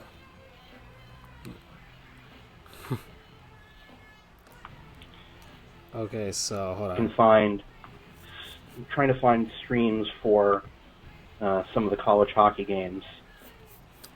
Let's see. On NHL streams, I think they sometimes post for the call, but I think they only had this game on for the Gophers I think I found something. and the Irish. Let's see.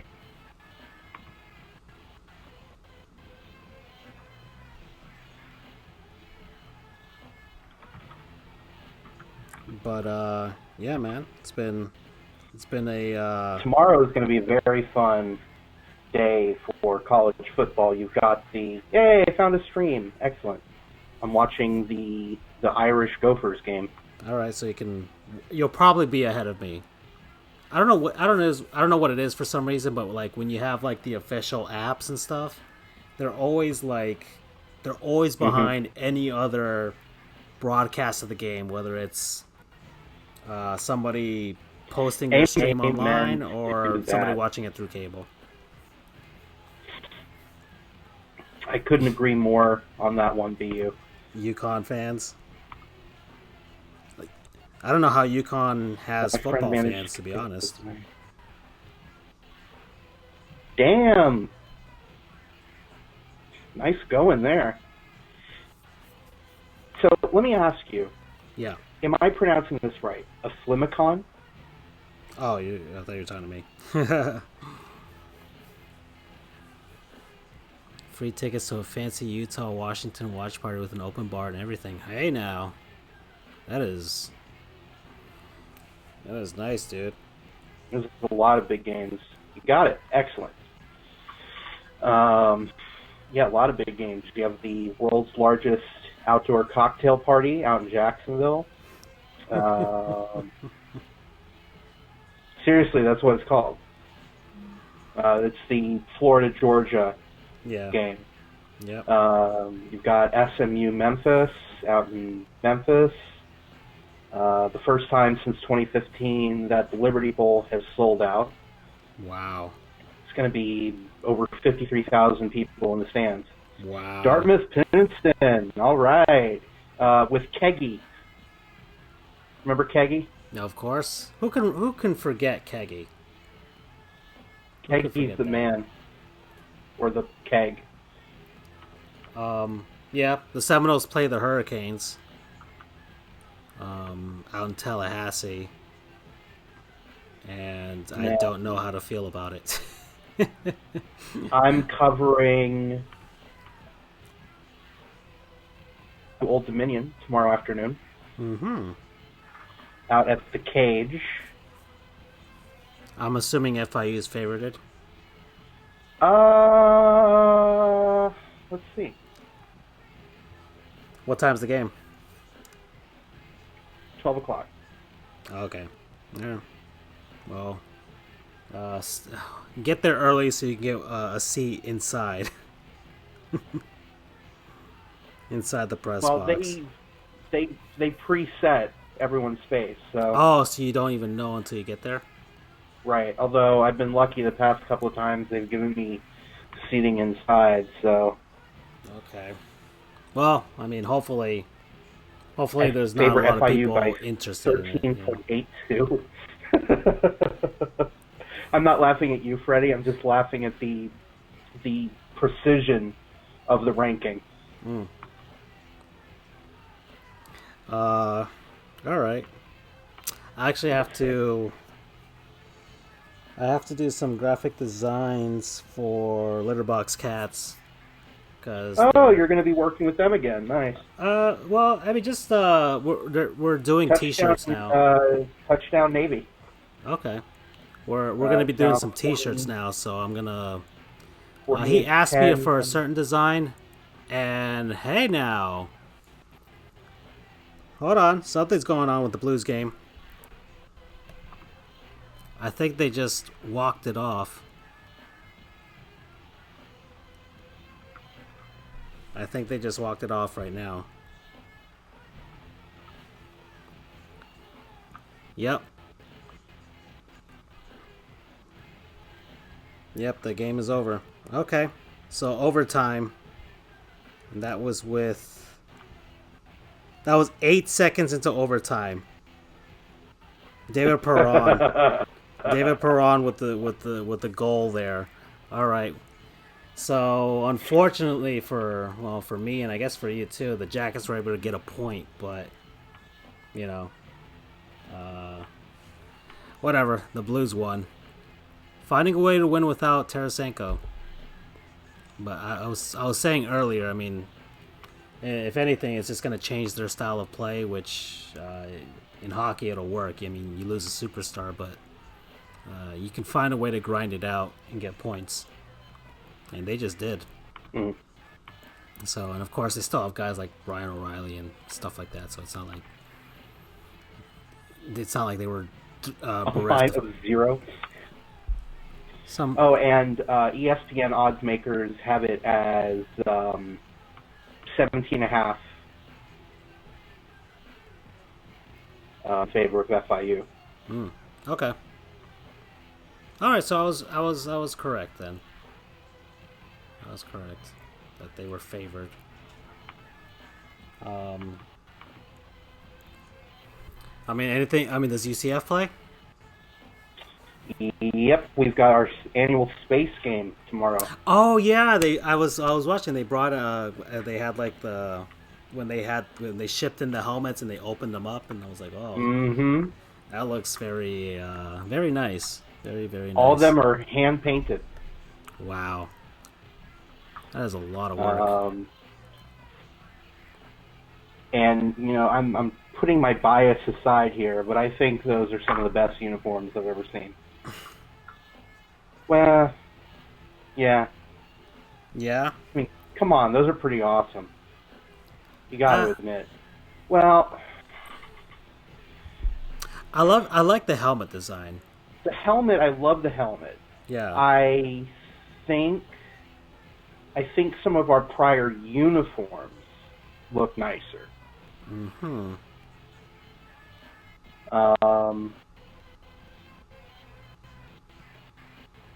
Screw you, Flimicon.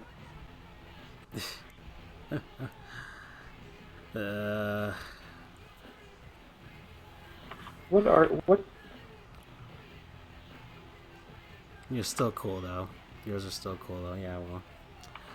Let's see. Hold on. I'm gonna put on the top right. I'll keep an eye on the Canucks versus the Ducks. If you guys love rhymes, that's a good matchup for everybody. The Battle of the Ucks.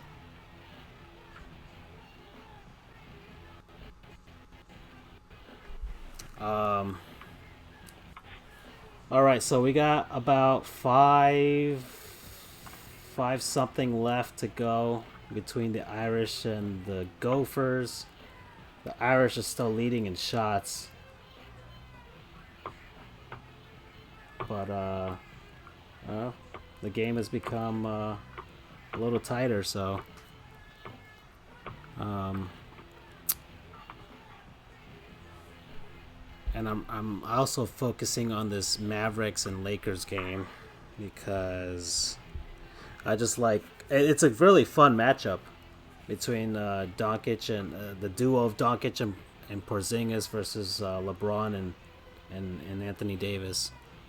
So that's why I'm watching that. I'm looking at the Canucks game between them and the Ducks because both teams have kind of started off pretty okay over October. So Pacific division matchup and yeah.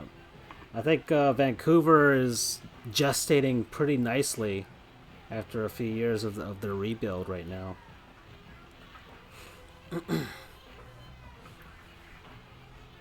But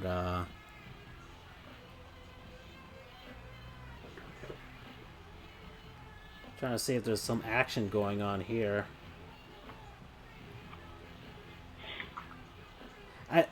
I commented earlier. I love that these college hockey teams mimic the helmet designs of their football team. I agree. Like seeing the golden domes of the Irish, that it makes perfect sense. And I'm very surprised that NHL teams don't have striping patterns on their helmet.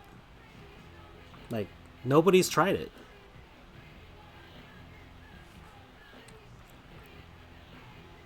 And I don't know if you've seen the Irish goaltender also has completely gold mask. Mm-hmm.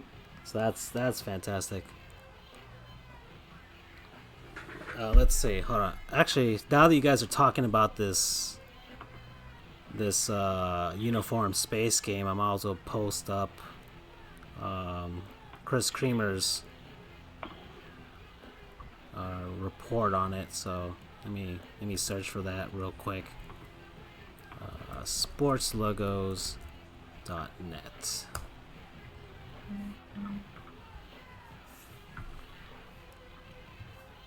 But I'm happy with the outcome of the World Series. I mean, it wasn't going to bother me either way, but it's really nice seeing the Nationals win, another franchise, you know, off that. And what? There's only one team left that has yet to play in a World Series,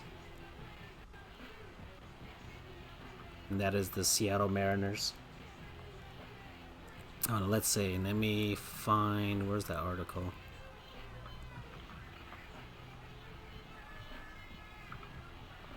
And unfortunately, Nike has has become the official uniform provider for Major League Baseball. And a lot of people are taking issue with the fact that the swoosh is on the, I guess, on the right chest of the uniform. And it looks a little too, I don't know, close. It kind of it messes with a lot of traditional looks, especially like like a team like the New York Yankees or something. You just see a swoosh right there. And yeah, Majestic had their logo, but it was on the sleeve where it was kind of, not not too intrusive on the look. But a lot of people fear, and I'm going to suspect, and I'm actually going to predict that the reason that Nike didn't put the swoosh on the sleeve is because they're going to use that for advertisement. I think Major League Baseball, I don't know, especially because they have to negotiate this new CBA. I think something about the revenue from advertisement on the sleeves is going to be up there, and I think that's what they're going to do. I think they're going to have one sleeve where you can put whatever other alternate team logo or anything like that on one side, and you're going to have ad on the other side. Like whenever Major League Baseball plays in Japan, they always have an ad on the sleeve, and I think that was part of a test run for that. So I think it's only a matter of time. And the same thing happened in the NBA. The same thing happened in the NBA. And look, and they moved the NBA logo. It used to be on the left chest of the uniforms. Then Nike took over, put the NBA logo on the back of the uniform, and that left the space for where the ads are now. So it's only a matter of time. It's only a matter of time. So that's what I mean, what else can you do? I'm just gonna have to accept it. The Padres are brown now, so that's a good thing, right? Yeah, that's true. I'm very happy of that. I'm trying to find the UCF uniforms here on the screen. Give me a second. Let me move this over here.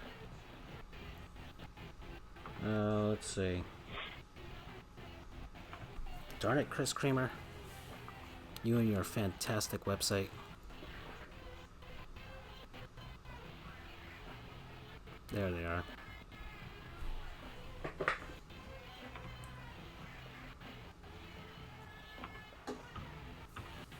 You're watching the Gopher game? Who, me? Yeah. Yeah. Yeah, I am. Okay, how much time do you have? I have 1:28 left. I think you're ahead of me. 1 second.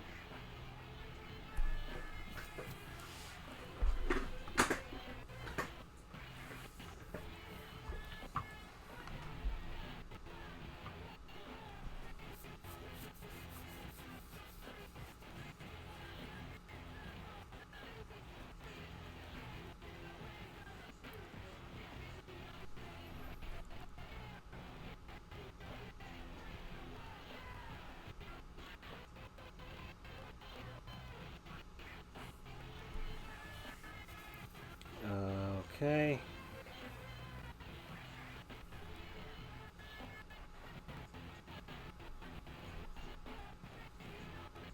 Yeah, I'm getting inundated with ads right now for Chris Creamer's website here. Dear Lord, dude. And I don't have an ad blocker on this streamer. Whatever.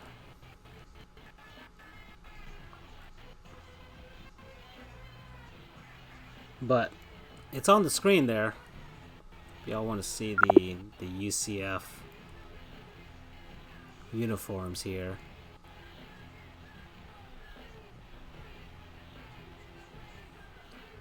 But that moon design is fantastic on the helmet.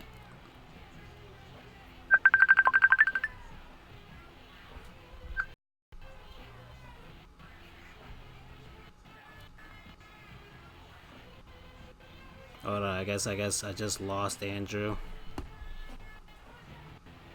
So give me a second, he's calling back. Alright, you're back? Yeah, I don't know why. Okay, I probably just crashed or whatever. Mm-hmm. That's fine. But I have the helmet here on the screen. And it looks good, man. It looks really good. And yeah, we got OT right now between the Gophers and the Irish. Honestly, I'm surprised the Gophers tied this game up. They looked so awful in that second period. Don't know what was said, but it woke them up.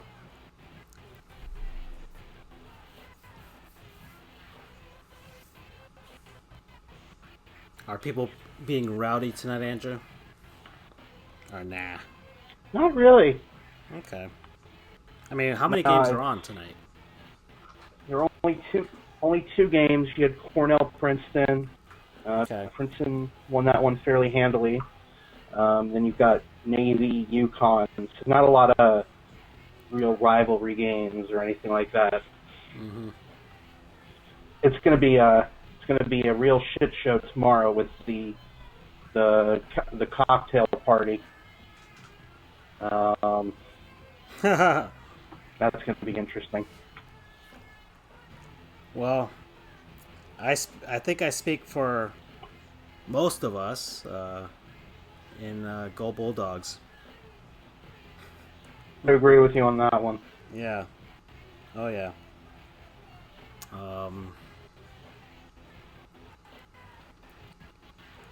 I'll see if I tune into the Seminoles game or not. As the game always just makes me angry. Because it's like... Because, we live down here. And, the Miami Hurricanes are a dead football program. Like, that keeps me going, but losing to them is just it's just so annoying, man. It's so annoying because 90% of their fans have never even set foot in Coral Gables, let alone the campus. It just drives me sick.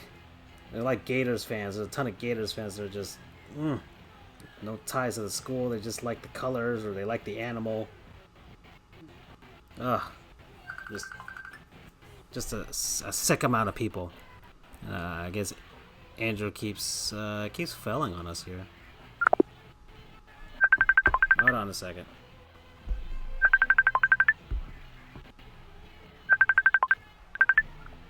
Let's see if he can pop in. Are you back, dude? Yeah, I'm back. I don't know why it keeps dropping on you. I don't know. Yeah, just the thing.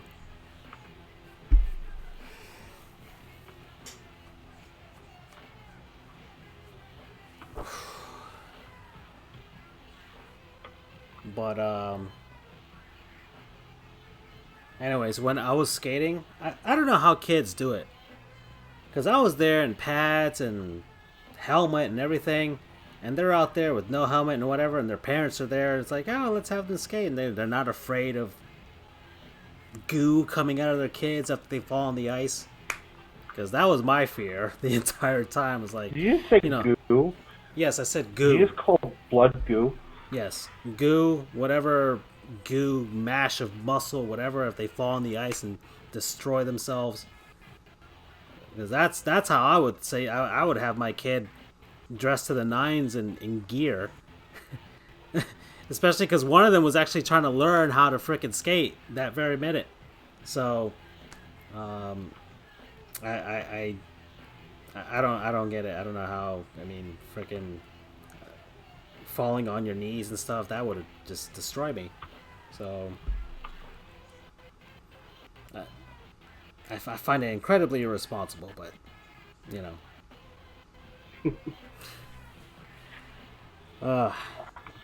When Flemington and I finish up with this, and hopefully Freddie can jump back in to help us out, I have to show you something. Yeah. Hey.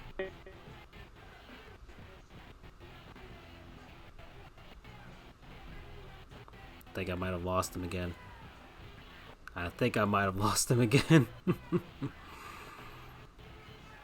It might be because I'm streaming like 5 different things at once.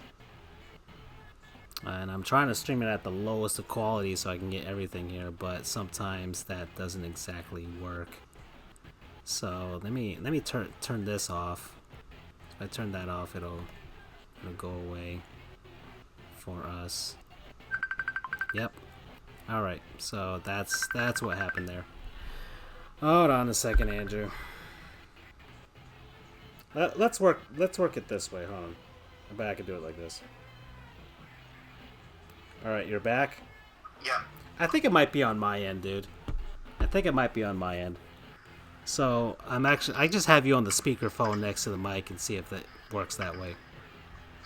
So, in case you were wondering what on earth Flemicon, Freddie and I were doing, see the attached link. Okay, 1 second. It feels like you guys were like quoting something. So, oh, whoops! I did not mean to move that. We were indeed quoting something. Looks like, holy crap, Navy has 400 rushing yards. Trying to kind of highlight it, but I can't. Hold on a second. Are there ties in college hockey? There we go. Is it the first link or the second link that you put? Does that have The two first links? link. Oh, okay, wait a second. We'll copy that.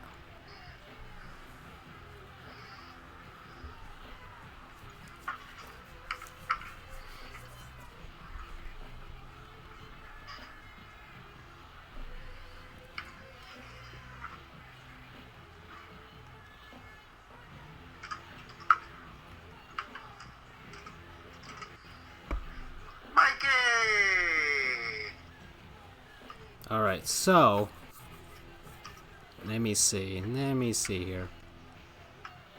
Let's plug that into the browser.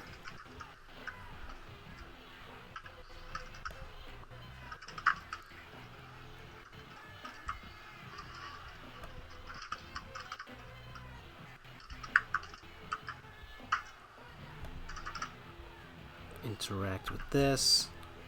Plug that in. See what happens.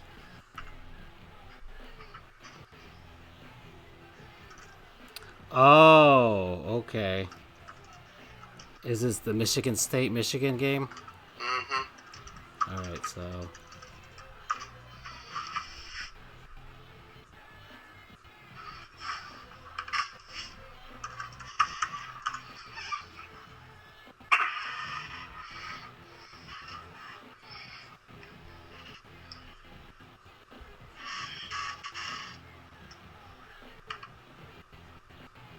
Can you hear me?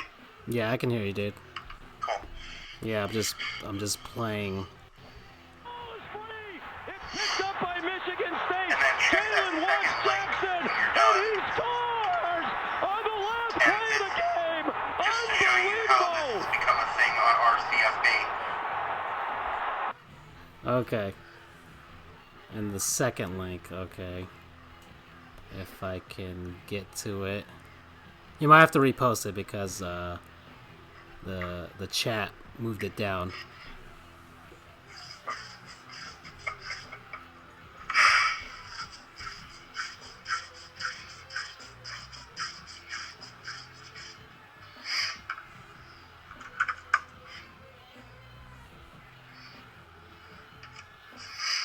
Interesting. Did not know that.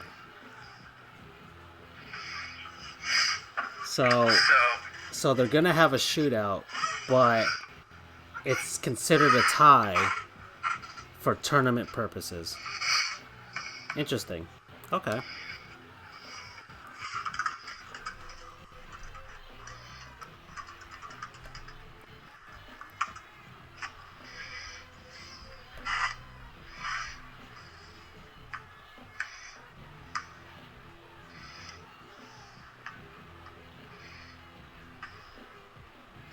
It's now 56 to 10 UConn. Or no, sorry, 56 to 10 Navy. Hello? Yeah. Okay. Okay, so hold on. I was just looking at the Lakers and Mavericks game a bit. It's a good game. It's a good game so far. The Jazz woke up a bit, but they're... Oh, I said earlier that the Jazz were facing the Kings. That it's either the Kings are going to get their first victory because they're due for one at least. Whether it's a team playing down to them or they're just beating another bad team, but they're going to get one. Might be tonight. I don't know. I mean, I think Navy or Army had a decent go of it at the beginning of the year. Huh. Interesting. What? No, I like the best of three and then go to sudden death. So, hold on, Andrew. You sent me another link for YouTube or something? Correct. Okay, I might just search for it on YouTube. So can you tell me what to search for? Just type in RCFB. It should be like the first thing that pops up then. More or less. RCFB. Okay, I see. Honestly, gets dunked for the RCFB ALS Ice Bucket Challenge, or Not that one. okay, whoa, Yes. that one. Yeah. Okay.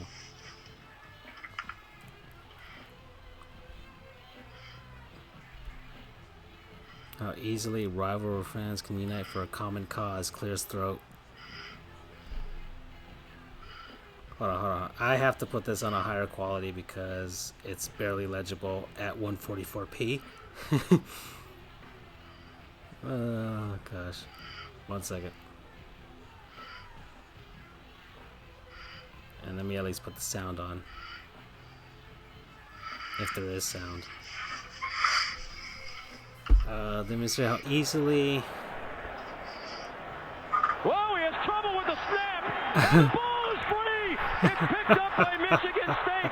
Jalen Watts Jackson, and he scores on the last play of the game. Unbelievable.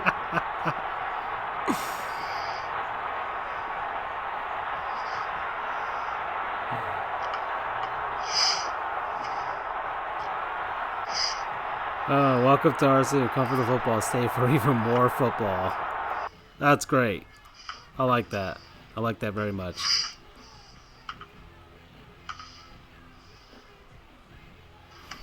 Okay. Like I said, it's a meme. Yeah. Oh no. Yeah, it is a meme at this point. So there. Okay. So they do have a second OT. Interesting.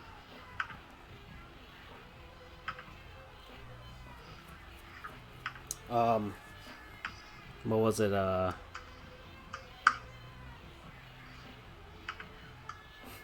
Bryce Harper memes have been pretty funny so far. I love people that like he was a man of his word. His introductory press conference. We're gonna bring a title back to DC. So I was. Oh, You're ahead of me, aren't you? maybe.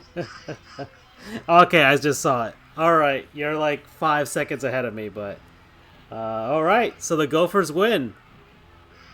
Yay! The Gophers with the upset. You know, the 200 people that stuck around for it. Great job. Seriously. I'm not making fun of them. I'm just saying, great job, you know. I can't make fun of attendance because I'm a Panthers fan. Fun fact, UCF used to use Michigan's fight song. Really? Mm-hmm. And you can still hear remnants of it in our fight song now, if you listen close enough.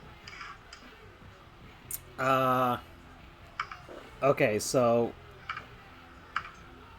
why? Why? Yeah, why do you use another? Why did you use another school song? I don't know. I imagine it's in the same way that high schools generally don't use their own fight songs. They'll just copy it. I know my high school uses. At this point, I'm not convinced anyone is a unique fight song. I would have to disagree with you there, Mikey. Although a lot of them do sound very similar. There's actually a great song from Tom Lehrer. Let me see if I can pull it up. Yeah.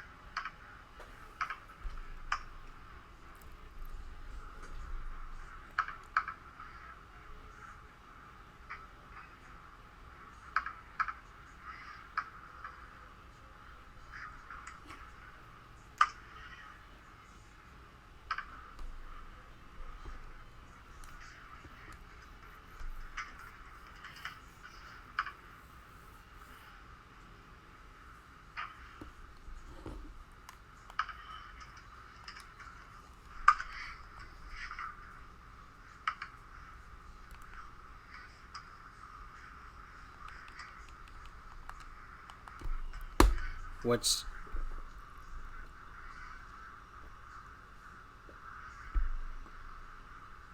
I mean, for a lot of the traditional schools, the fight songs were made like back in like the 30s or the 40s or 50s or something. So There were like they all kind of have genres the back same then. feel to them. A couple of days ago, if you could stretch Utah man to the tooth.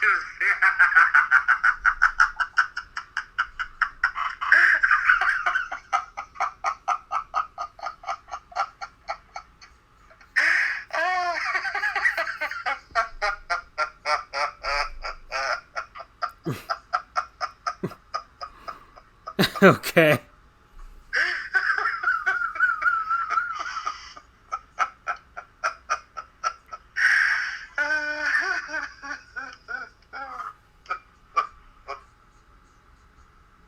You okay there?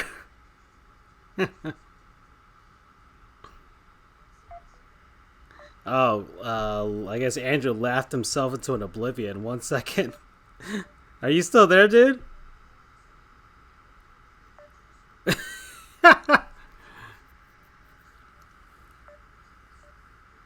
Okay, I guess Andrew did laugh himself into oblivion. Let's I guess it's not on my end because I'm using my cell phone's like data plan to get him in here. I think he did laugh himself into oblivion there. 1 second while we try and get a hold of him all over again. All right, so I can turn off this Gophers game. I don't care about the post game here. Alrighty, so let me find something else to watch while I don't know how much longer I want to do this, but well, there's still some games I care about right now. Let me figure out what's going on with the Canucks and the Ducks.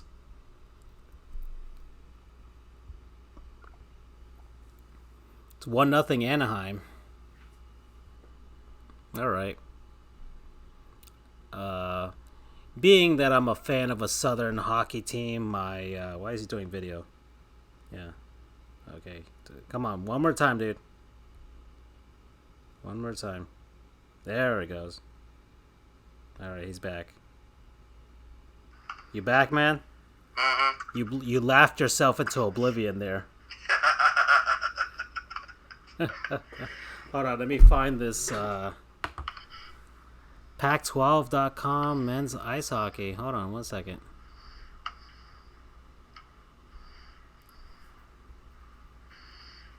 Let me grab that link real quick.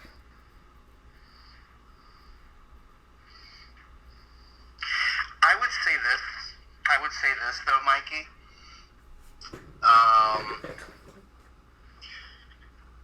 I think school alma maters sound more similar than fight songs. Yeah. Yeah, they all have like Those all sound the same. yeah. Okay, so let's see if I can get this game going here. Get this properties.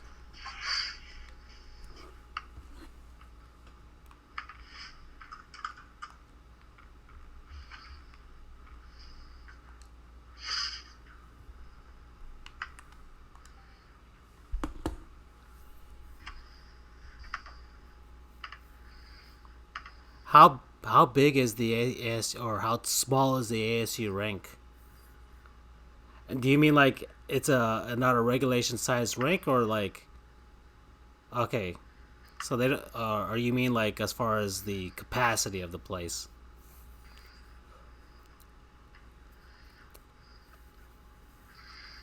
Yeah, that's what I'm saying, Mikey, is all alma maters sound the same, basically. Because and I was wondering because isn't the Gophers rank at Mariucci, isn't that a larger size rank than normal? I mean just from the TV screen alone, it looked a lot wider than the normal regulation size North American rank.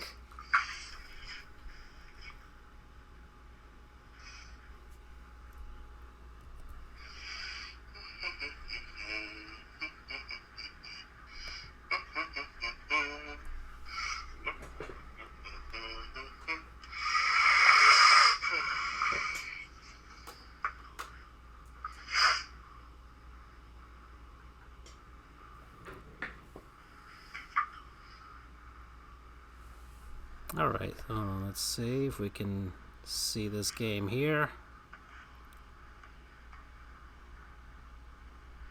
Be Jared Gorley all over him. All right, It'll be interesting to see what it's 2-1. they look ASU. at here and what they decide to go with, because there's just so much to look at after that play. Well, it's important. Did they call it a goal on the ice? That's what's. And let's find a place to stick this game at. Guess we'll put it here on the bottom left screen here. Because I once again I cannot broadcast these games any larger or else we'll have issues.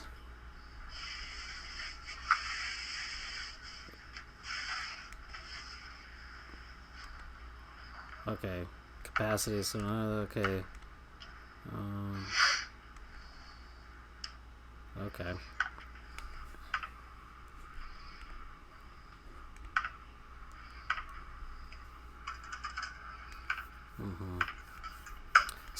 So the Gophers do play in an Olympic-sized rink. That's why I was wondering. I'm like, it looks very, very large.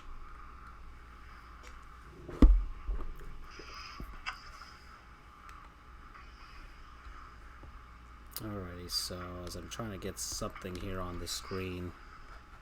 There we go.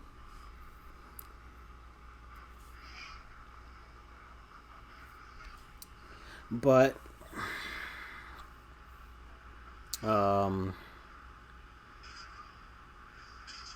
yeah, other sports news. I mean, I don't know what else is. I mean, we have the stuff for tomorrow. NFL, we have a tank ball on Sunday, which is going to be fun. Which teams? The Jets and the Dolphins. Nice. Yep. The Jets and the Dolphins. The Jets only have one win. The Dolphins have none. Adam Gase is coming back for that one. So we'll see if the Dolphins will put pride over the tank. I'm not sure. I'd like to see the Dolphins win 1 or 2 games, and if those 1 or 2 games are anything, I'd like it to be against Adam Gase and the Jets.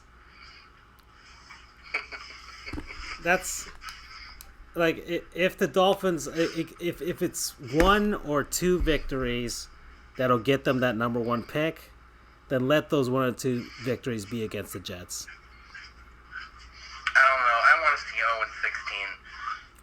Oh no, but that'd be a stain on the legacy of the Dolphins. Like, it's the one thing that Come on, think about it. the Dolphins have at this point. Think about it. Not only are they the first team to go completely undefeated, they're the first team to be on bookends of perfection. Like, I'd rather they go 0-15-1 than, because at the very least there's a tie there. So it's not an imperfect season in its purest form.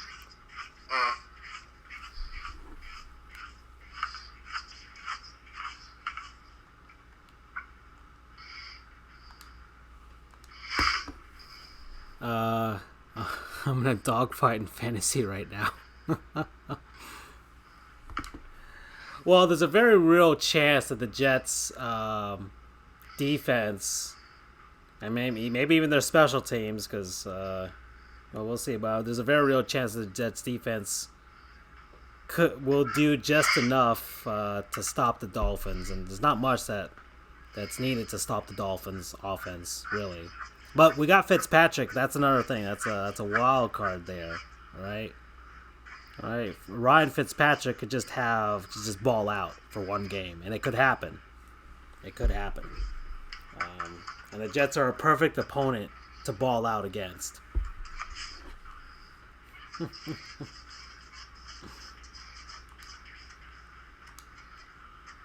trying to look for. Let's see what's on football here. Alright, so I got these old Sega Genesis games on, so we'll try the first one on the list and see what happens.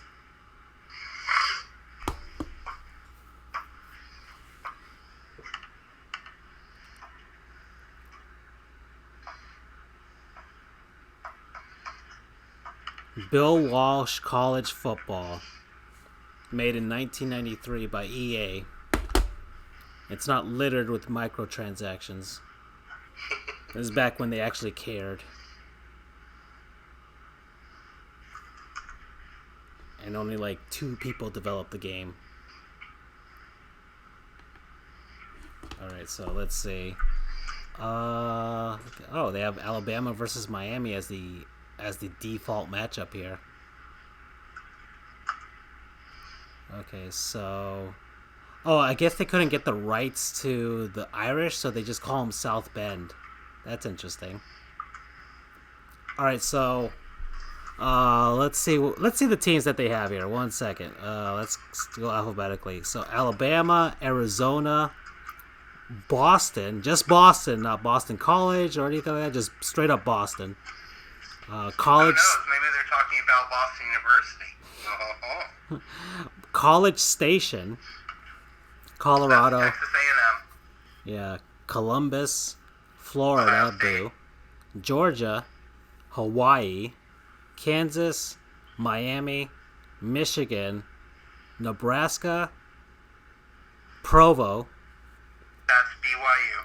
Pullman, Washington State. Raleigh, North Carolina State. SC, Southern California. South Bend, Notre Dame. Stanford, State College, That's Penn State. Syracuse, Tallahassee, Florida State, go Noles. Provo. Tennessee, back when they used to be a football program. Indeed. Washington, and Alabama, 1978 Alabama. Ooh. Atlanta, 1990. That would be Georgia Tech. Okay. Auburn, 83. Baton Rouge, 87. That's LSU. Word to the wise.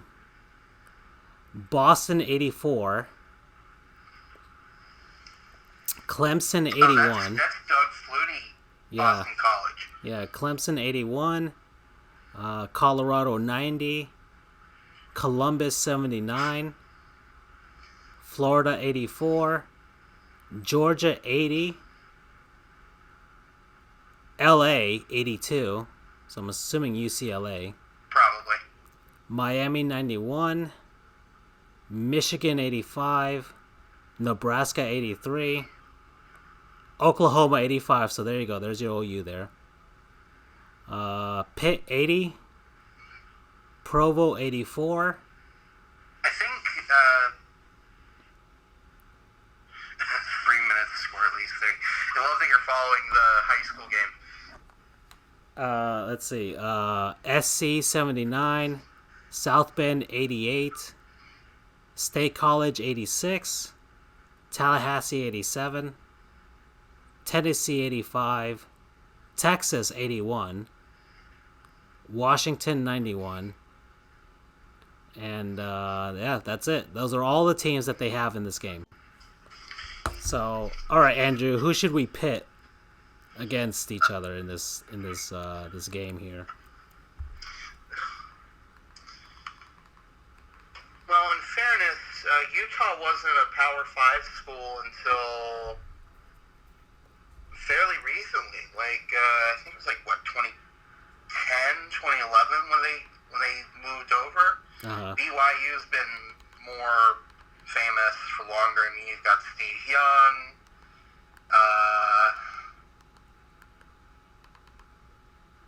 They've won a national championship. They should have Utah 2008. Neither was I know, but back then at least they actually won a national championship. And just saying. Nope. The game picked it for us actually.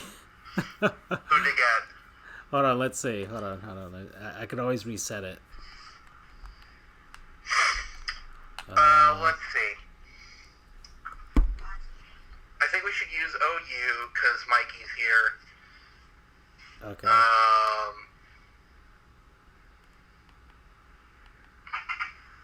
don't know. Flimicon, what's your team?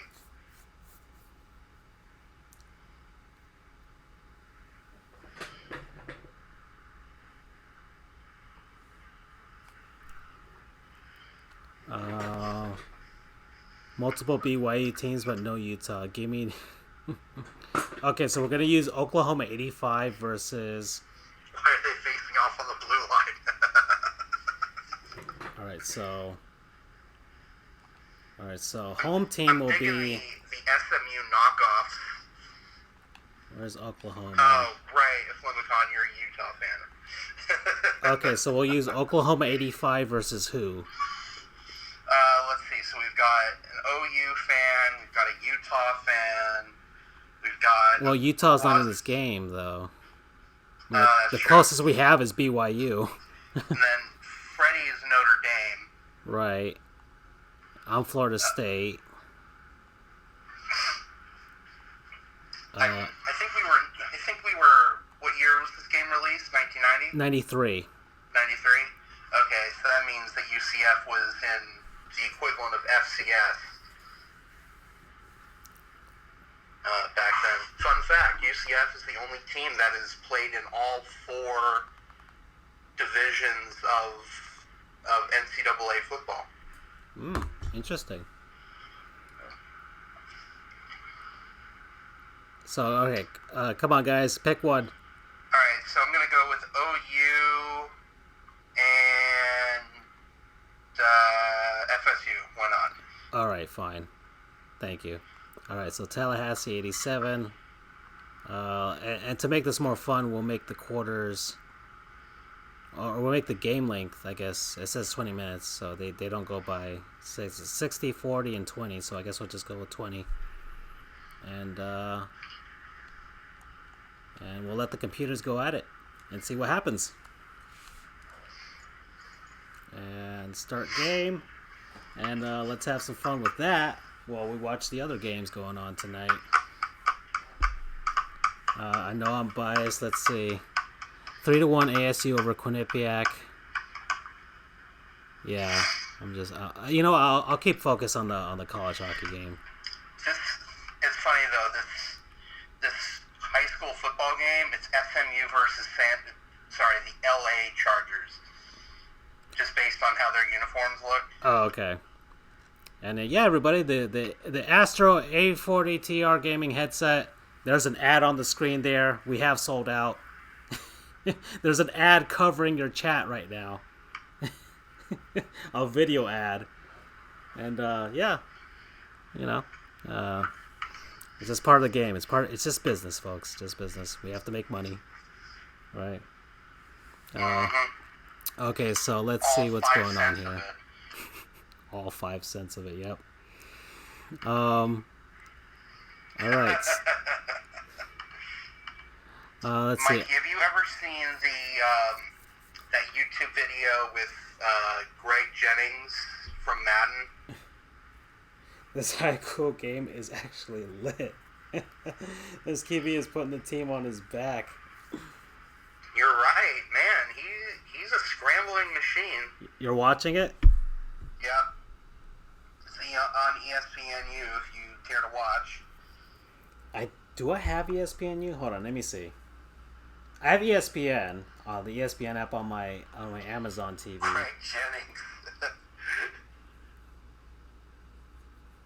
That's another guy that put the team on his back. Well, let's see. It's pretty intricate for a 1993 game. Live and upcoming. Man, these guys know I love hockey. Sheesh. Darren Schaub. Back. Okay, featured. Fuck you, Gumby. So it's on ESPNU, you said. Correct. So we got the Mavericks and the Lakers, and the Mavs are up right now. So I'm happy about that, to be honest. We've got Parkview Baptist against Madison Prep. Is that the one you're saying? Or is it a different one? Wait, I know there was a brief period of time where pistols as a kickoff and football games overlapped. Is it Parkview Baptist? Is it that one? Correct. Okay, I do have it.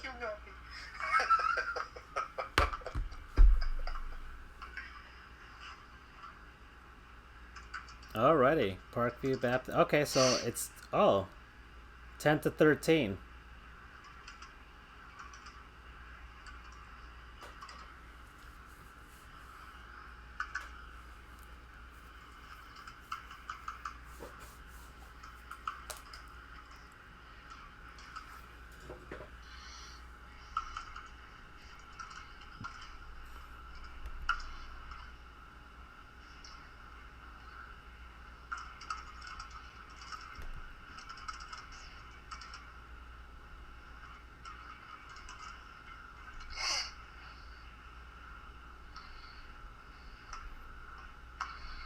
Okay. Yeah, I'm serious though.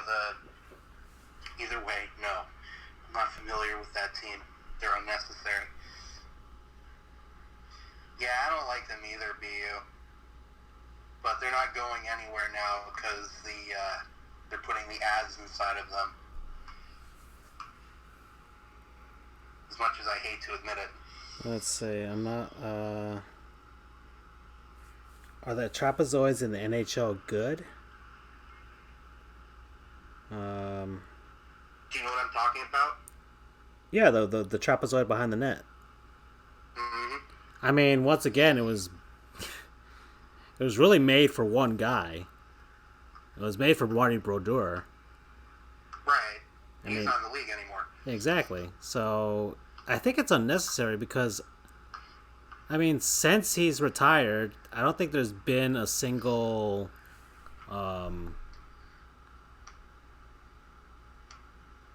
I don't think there's been a single NHL goalie that's been able to handle the puck the same way that he did.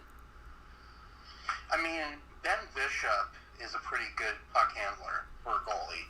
But even then, it's like, especially now, if you're trying to generate offense in the league, why wouldn't you want a goaltender that can handle the puck and kind of give you a home run pass for like a breakaway or something? That's really interesting. I mean, if anything, the trapezoid should have existed before the two-line pass was eliminated. Yeah. Because any pass from a goaltender with any sense of distance is going to go over the blue and the red line. So you don't have the two-line pass anymore, so open it up for the goalies. All right, so... that was not a good play. Yeah, I just saw this. I don't even know what that was. Yeah. Well, it's I guess that's a bubble. I guess that's a bubble route. Just not executed correctly. I think if he had made the catch, I think he would have gotten the first down. And they're out of timeouts, I think. So Madison Prep is going to come away with the win here.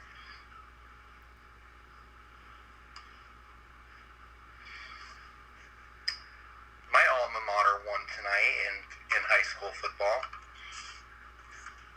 Yeah.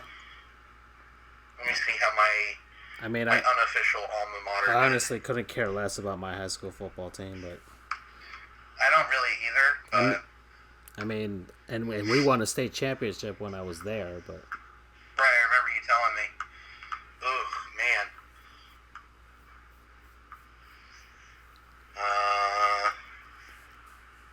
Yikes, they are not doing well comparatively to how they do normally.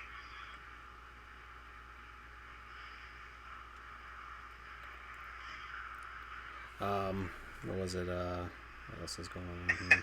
Fucking Caruso is still around. Who's Caruso? Oh, for the Lakers. Yeah. Yep, he's still playing. He is... If you saw him on the street, you wouldn't believe he's an NBA player. Like, you would not... He looks like a balding 39-year-old accountant. Like, he does not look like an NBA player, but he's there. He is there.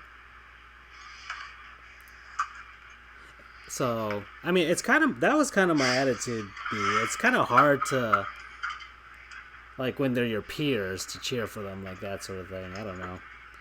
I mean, at least, because, high school is different than being in college,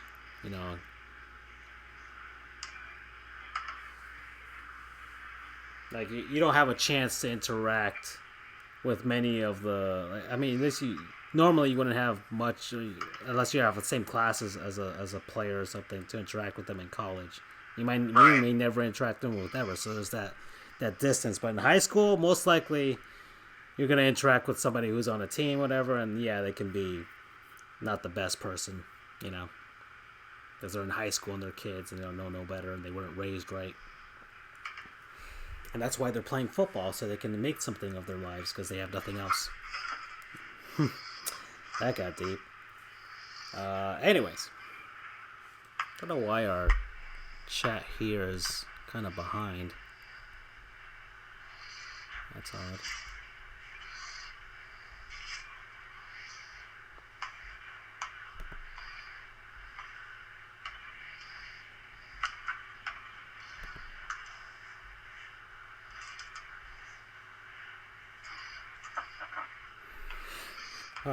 Okay, so what's going on in this virtual football game that we got going on?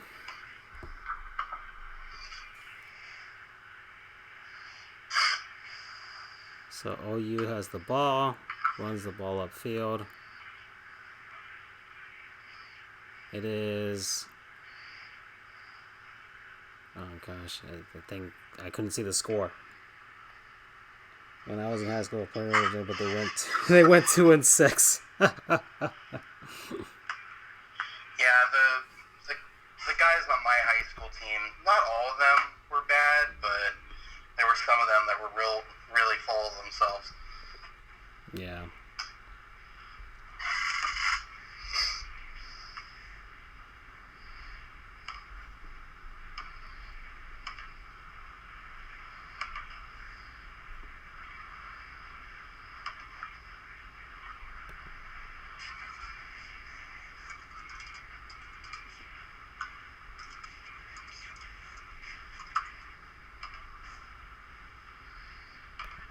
Alright, so let me...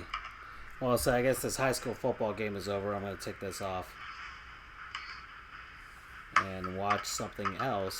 Actually, I might just watch this Lakers and Mavs game because it's 90-84.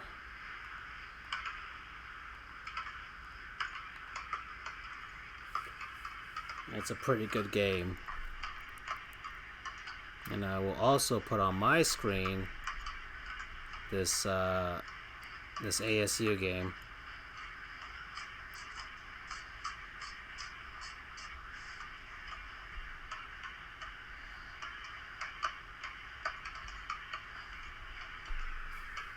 What are you watching, Andrew, now? Got the ASU game on. Okay. Alrighty. There's about 31.1 seconds left to go in the second.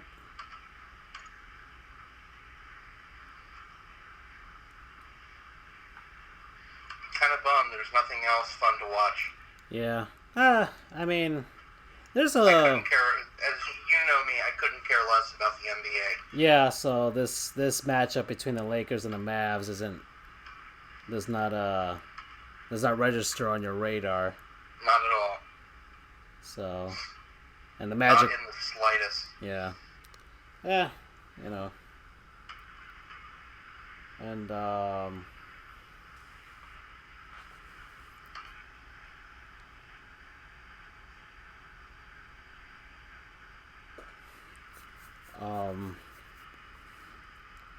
let's see. Hold on. I didn't even check what was going on with this Canucks and Ducks game. I saw the Ducks were winning.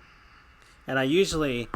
it's a bias of mine, and it's, I guess, from years of just like the egging on by Canadians. But if any time there's a Southern hockey team, for the most part, facing against a Canadian team, I always go with the Southern hockey team. Just to stick it more into the crawl of Canadians that they haven't won the Stanley Cup since 1993, any of them. So that's one of the few things that gives me solace so far.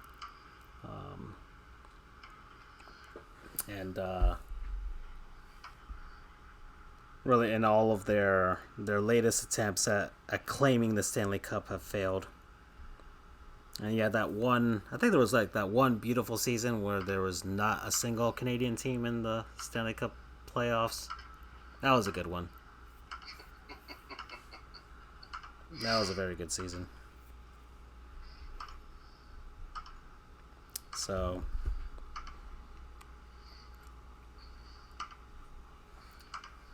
There's 7. Yeah, the Mavs. Let's see. I got 7:18 left here. There's a. Someone on Twitter, this is great. Someone on Twitter was saying,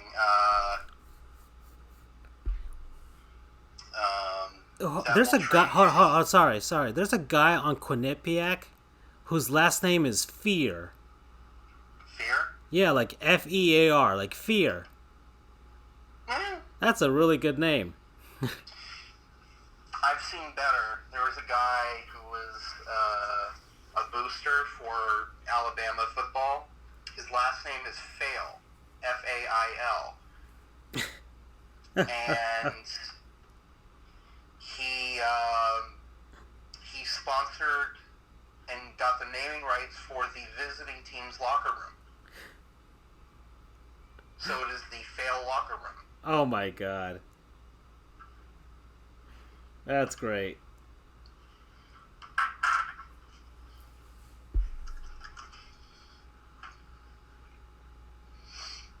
This is a... Like, hey, if you're going to take advantage of your last name, that's a weird one like that. Yeah. That's a great way to do it.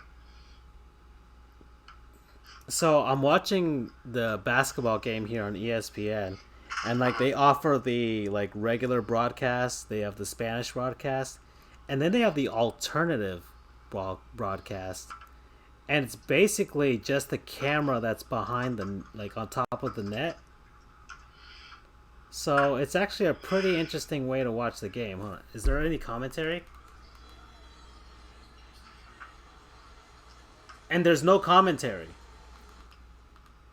So there's no broadcasters talking, so I think... Alright, you've piqued my interest, so I'm going to check this out. What? I'm all for alternative broadcast cameras. Yeah, that's what's going on here. That's I it. almost always watch the Skycam if given the option. Yeah, this is basically it. This is basically like the Skycam for the NBA. And I don't know if you saw, but during the World Series, they also had an alternative broadcast, but it was basically just, and Danny Green hits a 3, and there's a tie game right now, 92-92, and yeah, the Mavs are blowing it. Holy crap. Anyways, what was it? There was a stream. It was an alternative stream. It was hold on, let me resume this game here. All right, let's see I want to see the fake scoreboard that they have here on the screen. So they have Pullman. Hold on. They have South Bend losing 17-23 to Auburn 83. They have Miami 91 defeating Colorado 90. It's okay. Gosh darn, I couldn't read all of it. And it's 27-23 between the Knowles and wait, is this the Knowles? Oh no, the game is over. Oh, never mind. I didn't even check. Who is this? What are these two random teams? I'm not even sure.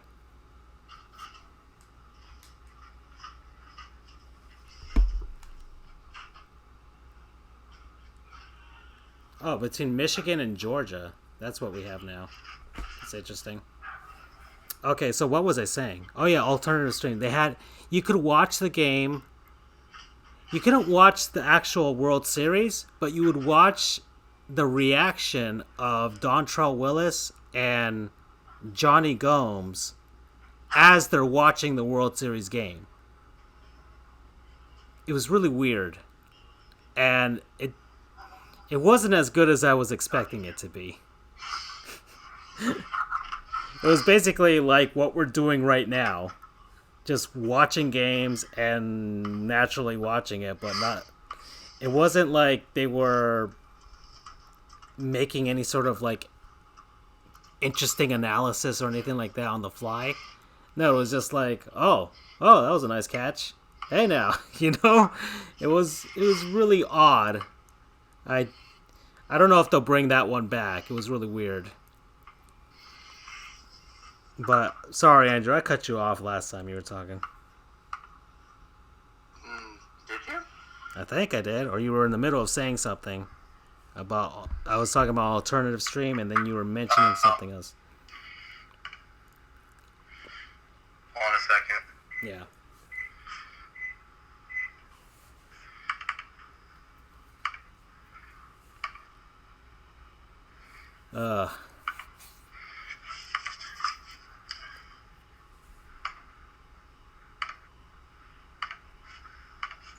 So let's see. We got still a 1-0. Oh, that's end of the second between the Ducks and the Canucks.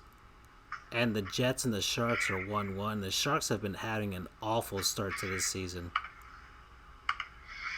So, I mean, it makes me... I mean, the Sharks are due to be awful at some point. I mean, they've been riding along in this, like, slightly open to wide open championship window for a while now. And they've yet to get the job done. And Joe Thornton is coming towards the end of his career. So I really hope he can get a Stanley Cup before he retires. I don't think he's going to get one. I don't think he will either, but I really hope. And I don't think he... I mean, unless the Sharks really do suck this year, and there's one team out there that would love to have Joe Thornton as, like, I don't know, a third or fourth liner, which is basically what he is now. If that's the case, then maybe he can have like a Ray Bork type of exit if on a team that makes that run, but I don't even know if the Sharks would do that without asking him. They'd have to go up to him and like, hey, we could trade you, whatever, and you can try and get one last shot at the cup. But I don't know. Maybe he would want that. Maybe he wouldn't. Maybe he just he'd want to be a San Jose Shark to end his career. I mean, it's not like he's been a Shark his entire career. He's just, he was with Boston before that, and then they made that trade. So,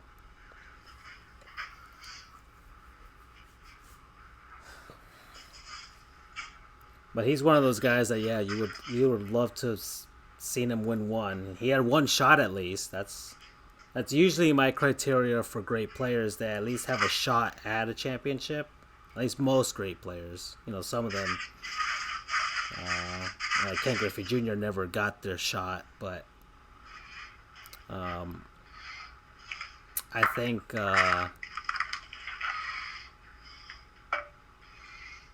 least playing for one championship is enough. Like having one shot at a title.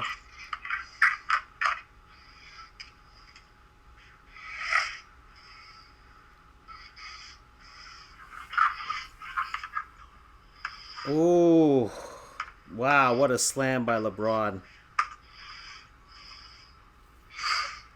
The Mavs have lost all momentum in this game.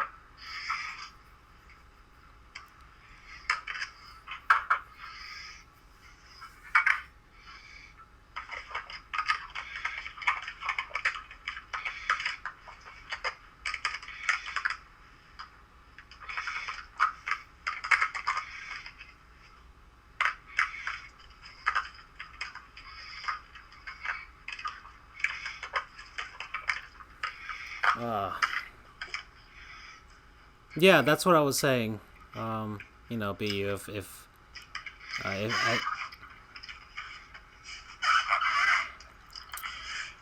the thing is, we have to see how Joel Thornton is at, around the trading deadline.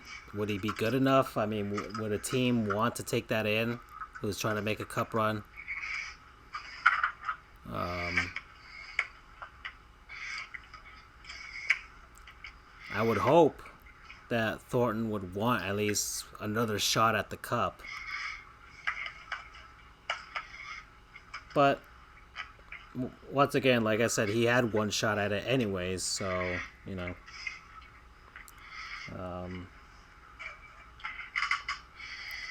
And that's my criteria for most great players. Like Charles Barkley had one shot at a championship. Dan Marino had one shot at a championship. Allen Iverson had one shot. They win it to a final, you know?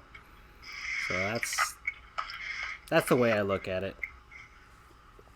It's not winning the ring. There are guys who win rings and are mediocre to average to bad players. I mean, Eddie Curry. Eddie Curry has an NBA championship ring. Doesn't mean he was better than Carmelo Anthony.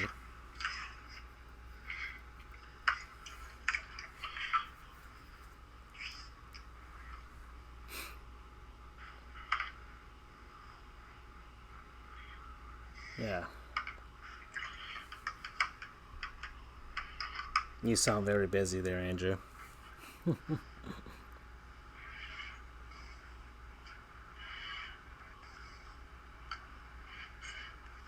Alright, so we still have a tie game here. 3:50-ish left.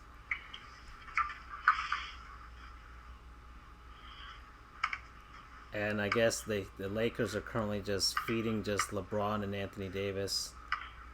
No foul on that play, so let's see if the Mavs can regroup here.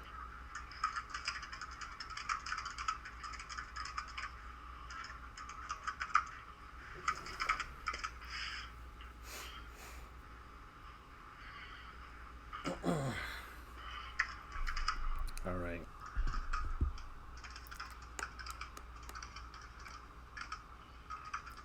Did anybody see SB Nation's new series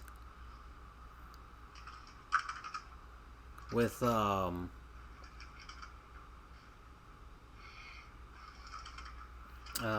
they started the first I forgot what it's called, but they started the first one with Charles Barkley, basically giving you the reasons why he wasn't able to win. I think it was called Untitled, right?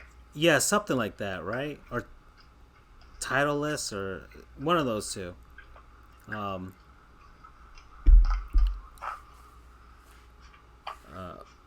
Where they actually gave you the reasons why these guys weren't able to win a championship. So, hold on, Charles Barkley. Yeah, it is Untitled. You're right, Andrew. So, I love the suggestions. There's a ton of suggestions. Obviously, Dan Marino's one of them. Down here, I would say also Roberto Luongo is another one. Another one would be like Ken Griffey Jr. is another one. Ichiro Suzuki.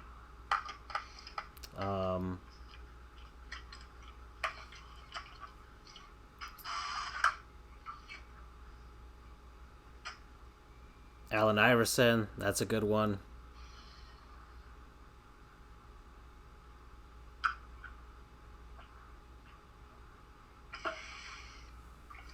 So, if things keep up, I think Russell Westbrook's going to be added to the list. Yeah, you might have Westbrook or James Harden as part of that list. Westbrook will probably be the most interesting of the two right now. That was a great play. It's back and forth right now. The Mavs need to stop. The Mavs need to stop and then a score to give them some breathing room here.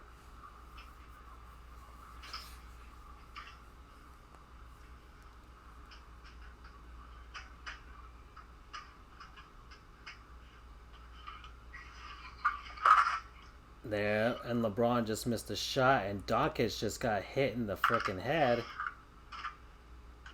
And he's on the ground, but he's coming back up. It's a little shaken there.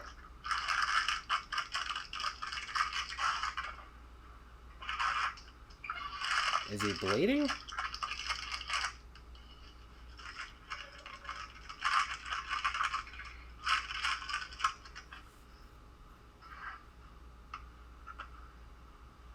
He does not look happy. No, I think he's bleeding. 4-minute double minor. And I don't know why. Wait, what happened? Oh, if it was hockey, that would be. I don't know why there's no trainer there to talk to him. Be like, hey, there it is. There he is. Finally. That's your star player, trainer. That's your star player. You have to, like, run up to him whenever he's hurt. Come on now.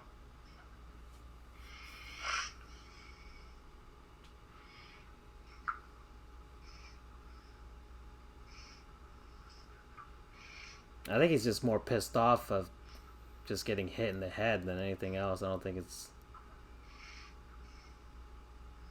just painful. Okay.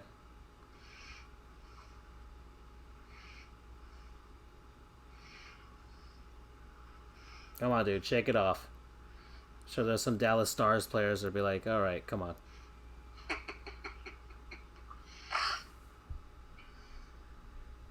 Speaking of, they won tonight, 2-1 against the Avs. So, not sure if that's like a sign of them waking up. Well, I mean, they're only 2 points or 3 points behind for that second wild card spot, but they had a pretty rough October to start.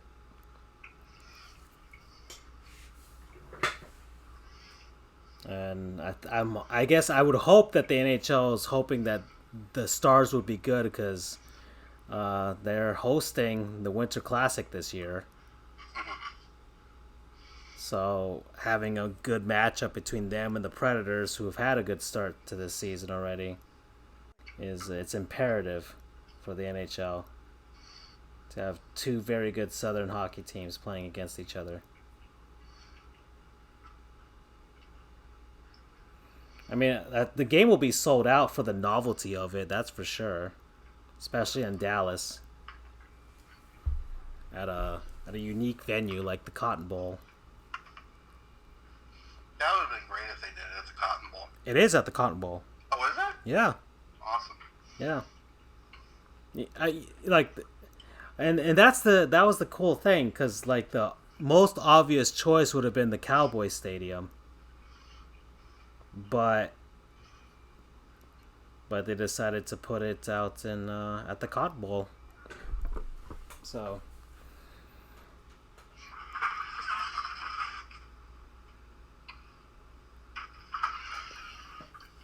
I mean, because it loses its luster if it's at Jerry World, because it's a retractable roof place. So it kind of kills the outdoor aspect of it. It's kind of like when the Canucks hosted their outdoor game. And they had to close the roof because of the weather. So it wasn't an outdoor game, it was just a indoor game in a bigger venue. So it kind of lost a lot of its luster. Of course, that's when John Tortorella sat Roberto Luongo for that game and kind of basically forced the trade back to Florida. So if it wasn't for that game, maybe he wouldn't have come back to Florida, at least not in that short of a time frame.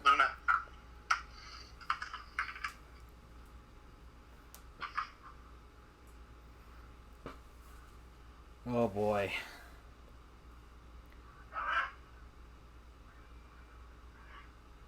So we got 40 seconds left here. The Mavs have the ball. Doncic is being covered by Anthony Davis. There's a three. Oh, he hit it!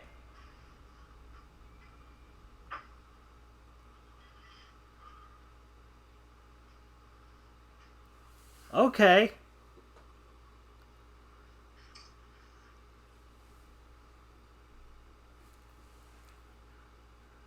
Okay, of the three, okay, let's see. There was the one at well, it's now New Era Field or Ralph Wilson Stadium. So that was when Buffalo hosted it. The other one was at what's the other Winter Classic at an NFL stadium?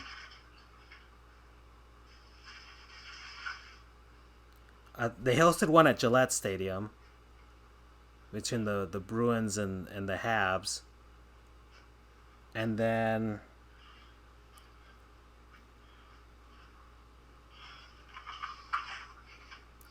what was it? The Who else hosted a Winter Classic in the NFL?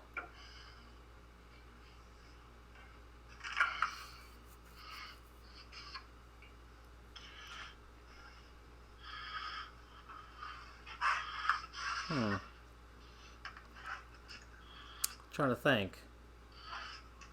Heinz Field. Oh yeah, that's right. The Pens and the Capitals. Okay, Pens and the Capitals. Yeah, and they haven't. I mean, they hosted the one in DC. Was at Nationals Park. They had one at Fenway. They had one at Wrigley. They had one at Citizens Bank. And they had one at Citi Field. And yeah, they had outdoor games for the Stadium Series. Okay, and now the Cavs have fouled. There's 6.4 seconds left. And this guy just needs to hit both shots to seal this game.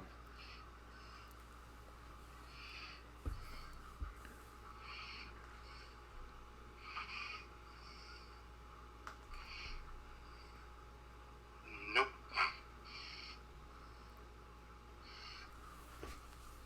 Okay. Oh, he missed one. He doinked the first. Yeah, he is in a lot of pain. Holy crap.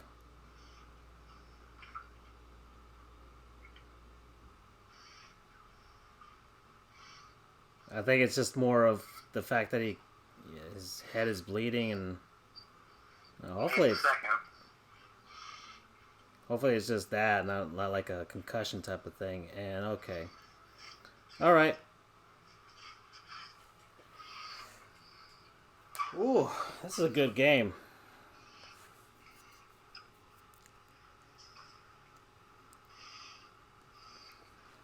The Lightning are pushing really hard to try and get an outdoor game. Their owner has been pushing the NHL really hard to give them an outdoor game. And they should. Really, they should. They deserve an outdoor game after all these years of Where would being... you put it, though? Raymond James Stadium? I mean... really, it is the only other place unless... unless they want to have like a nostalgia trip and have another game at Tropicana Field.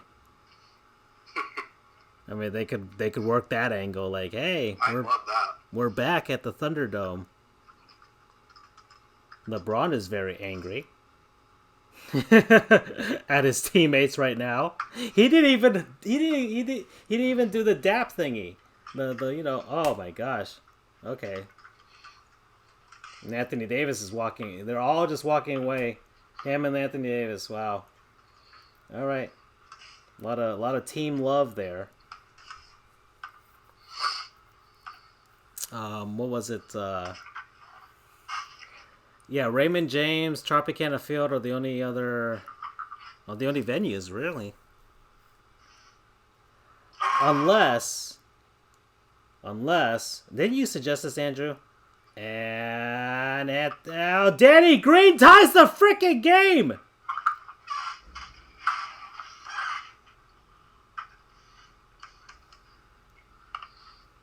Huh. And Doncic has a ice pack on his head now. Wow.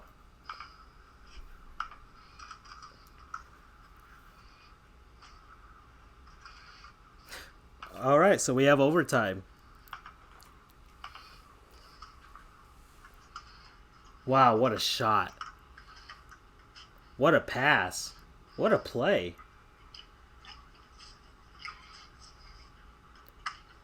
Oh, that's what. Oh, and Doncic is going into the locker room now. Wow.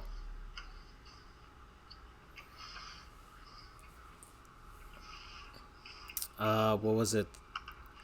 Didn't you suggest this, Andrew, that maybe they should just host the game in Orlando? I think I might have. Because Um, I mean, you could, and it would really depend on, because I could see working like the whole Orlando Disney angle if ESPN got the rights to NHL games back. If that were to happen, I could see the Lightning being like, "Hey, let's host one in Orlando. Let's host one."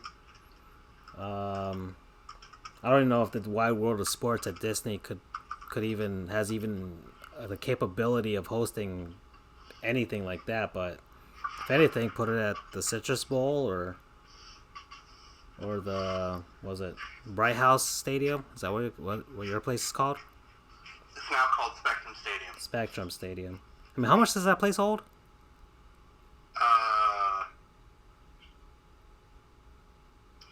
44,000. 44,206. Okay. 44,000. That's a big enough venue for an outdoor game in a southern market. Mm-hmm. By the way, I didn't have to look that up. I knew that off memory. So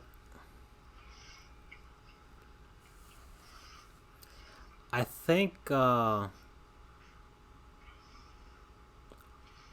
okay, Doncic is back, so he's gonna play.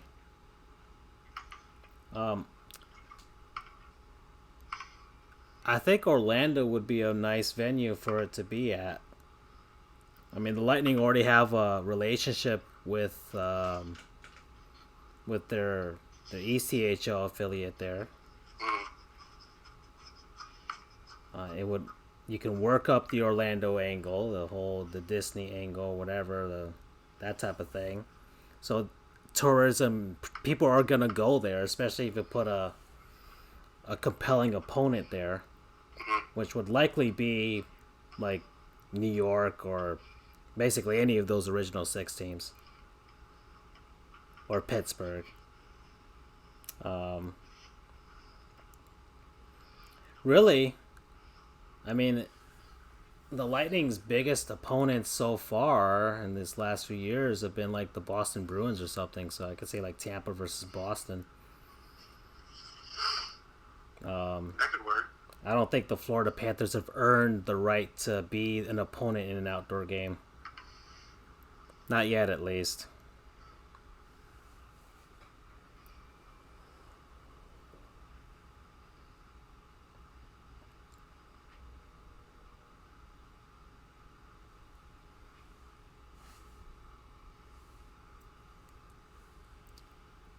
Oh, boy. So now he got hit in the face. Dear Lord.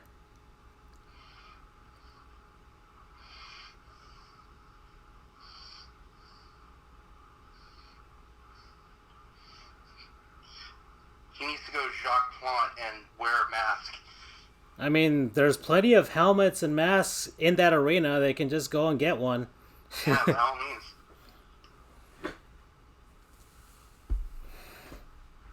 Or, we can have some 90s era basketball and have a few fisticuffs. Because I'm pretty... Like, if this was that era of basketball, him getting hit a second time there would have been fists thrown. But this is this era of basketball, so unfortunately, everybody's playing nice. I mean, yeah, he gets in the face, you hit LeBron in the ear. He gets in the face, you kind of jab Anthony Davis in the kidneys. That's 90s era basketball. That was the way things worked.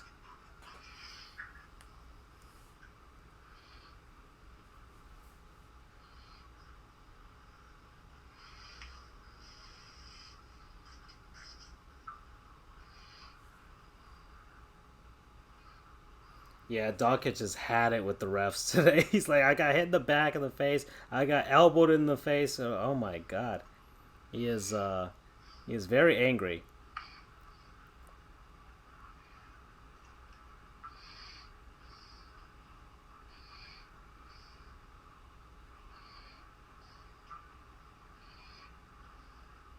Ugh.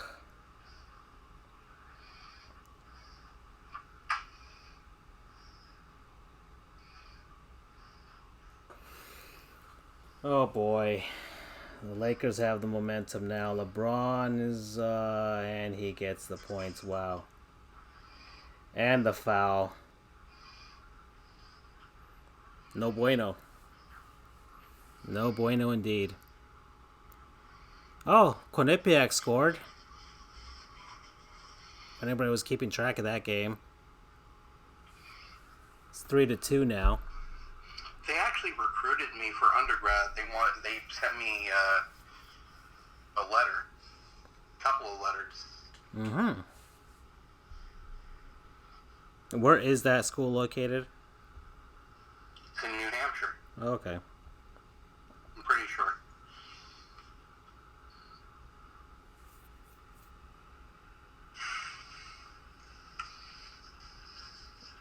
Initially credit ASU with the goal, as the camera was on the ASU goalie. Okay.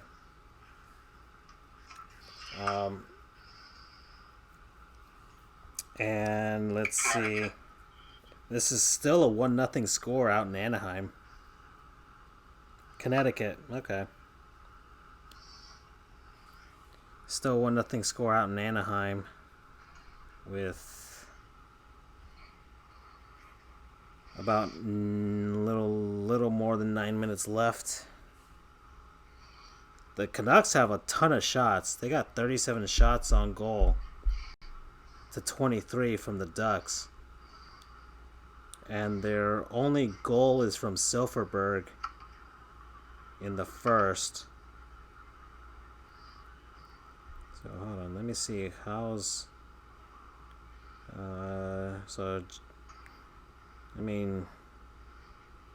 Gibson has been doing pretty well pitching a shutout so far.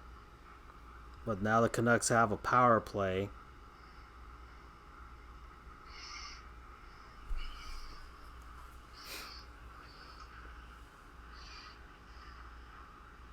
So 5-point game out in Dallas. And he chucks a 3. That's how you do it. Okay. 110. This is a good game.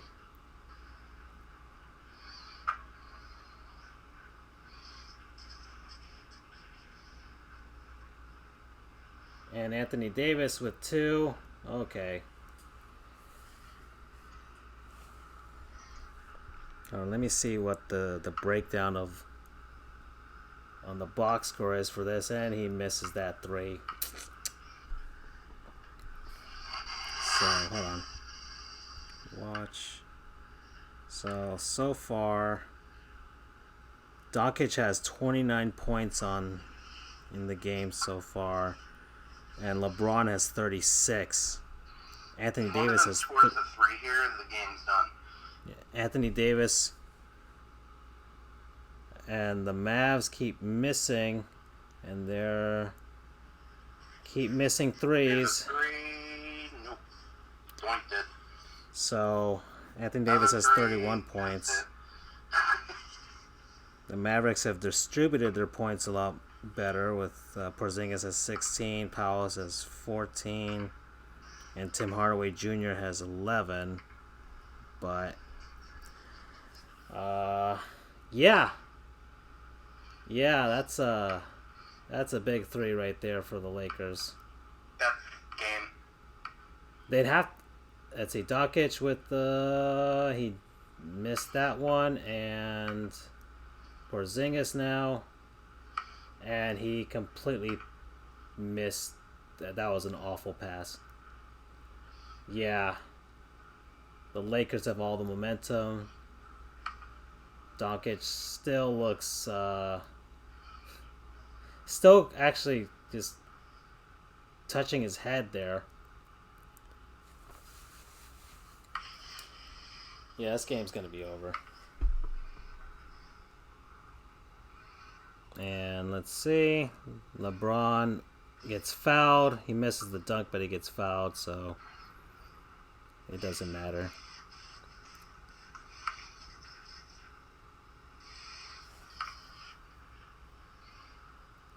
Indeed. Indeed, Mikey. Yeah, I was trying to find where Doncic got hit in the face that second time. He said he got elbowed by somebody, but I didn't see who. And well, he fell down on the ground. I think scrambling for the ball or something like that. I'm not sure. That's how he hit the back of his head. And he's still going at it with the ref behind him as LeBron's shooting his next free throw here. And he makes it. Yeah, this game is pretty much over.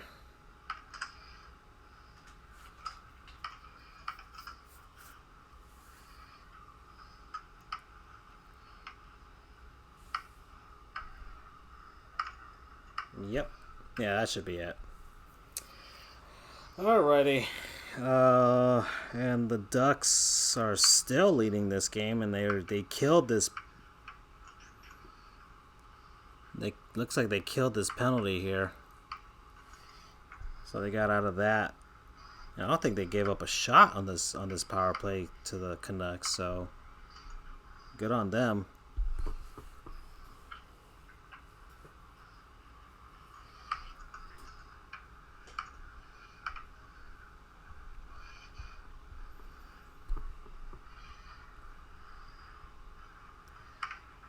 All right, so I guess I can look forward to tomorrow. The Panthers are playing the Red Wings at home, so they're back from their large West Coast road trip. And they actually had a pretty good trip. They got 5 out of 8 points, so not too shabby. And the Wings have struggled so far, so the Panthers should win the game, but I still don't have enough confidence in the team to guarantee that. And LeBron is still angry. I don't get it. You guys are winning the game. I don't understand. The Oilers and the Penguins, that'll be fun. Crosby versus McDavid. The Rangers and the Predators. The Habs and the Stars. The Ottawa Senators and the Boston Bruins. The Islanders and the Sabres, who have fallen a little bit back down to earth. And we got the Leafs and the Flyers. The Devils and the Hurricanes. The Flames and the Blue Jackets. The Blues and the Wild. The Avalanche and the Coyotes. There's a lot of games tomorrow. Jets and the Golden Knights. The Canucks and the Sharks. And the Blackhawks and the Kings. His check from the Chinese government didn't go through yet.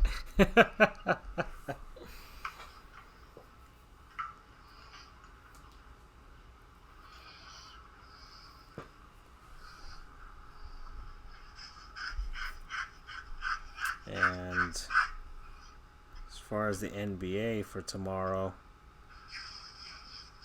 the Pelicans and the Thunder, the Nets and the Pistons, the Nuggets and the Magic, the Timberwolves and the Wizards, the Suns and the Grizzlies, the Raptors and Bucks, the Hornets and Warriors, and finally the 76ers and the Blazers. And I've been trying to find a Chinese streaming site that we could join, because we need some of that Chinese blood money as well. And I've yet to find one. So it's only a matter of time, though. It's only a matter of time, everybody.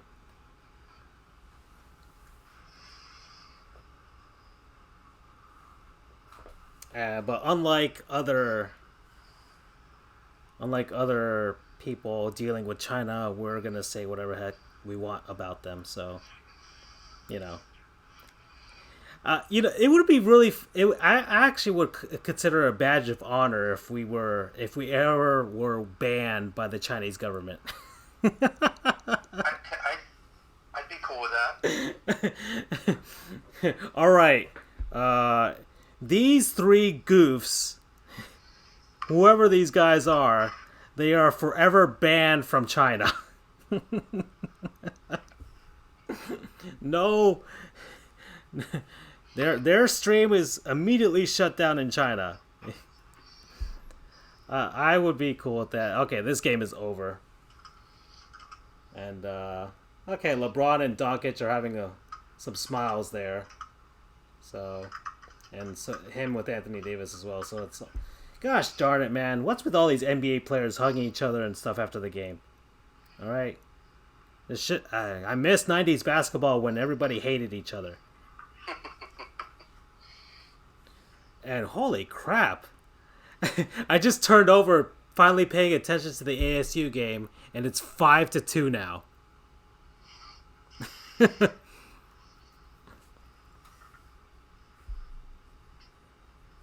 Yeah, there are a bunch of them, but they're in Chinese, and I don't want to mess up the sign up process. So I've yet to find an English version of one. At least not one that works with the streaming service that we use to stream across the other multiple platforms that we do have. Yeah, ASU has blown this game wide open here. Man, their rink, it really is like a community ice rink. That is so crazy.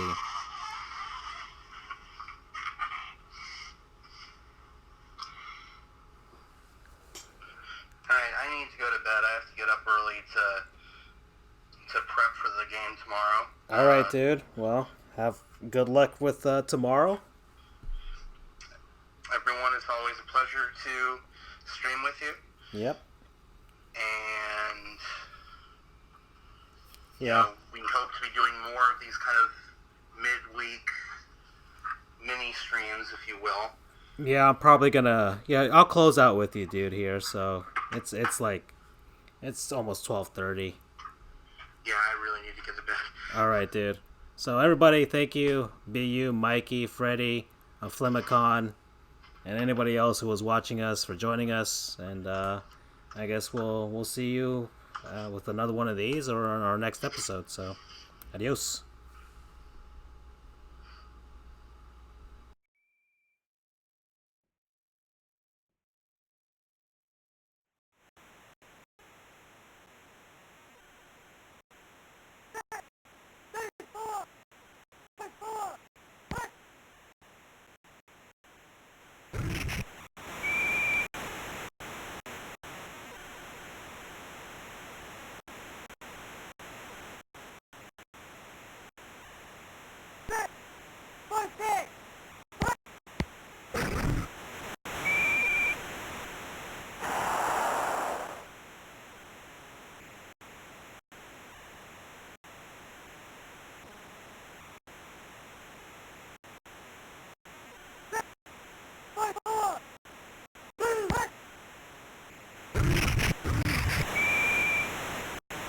First down.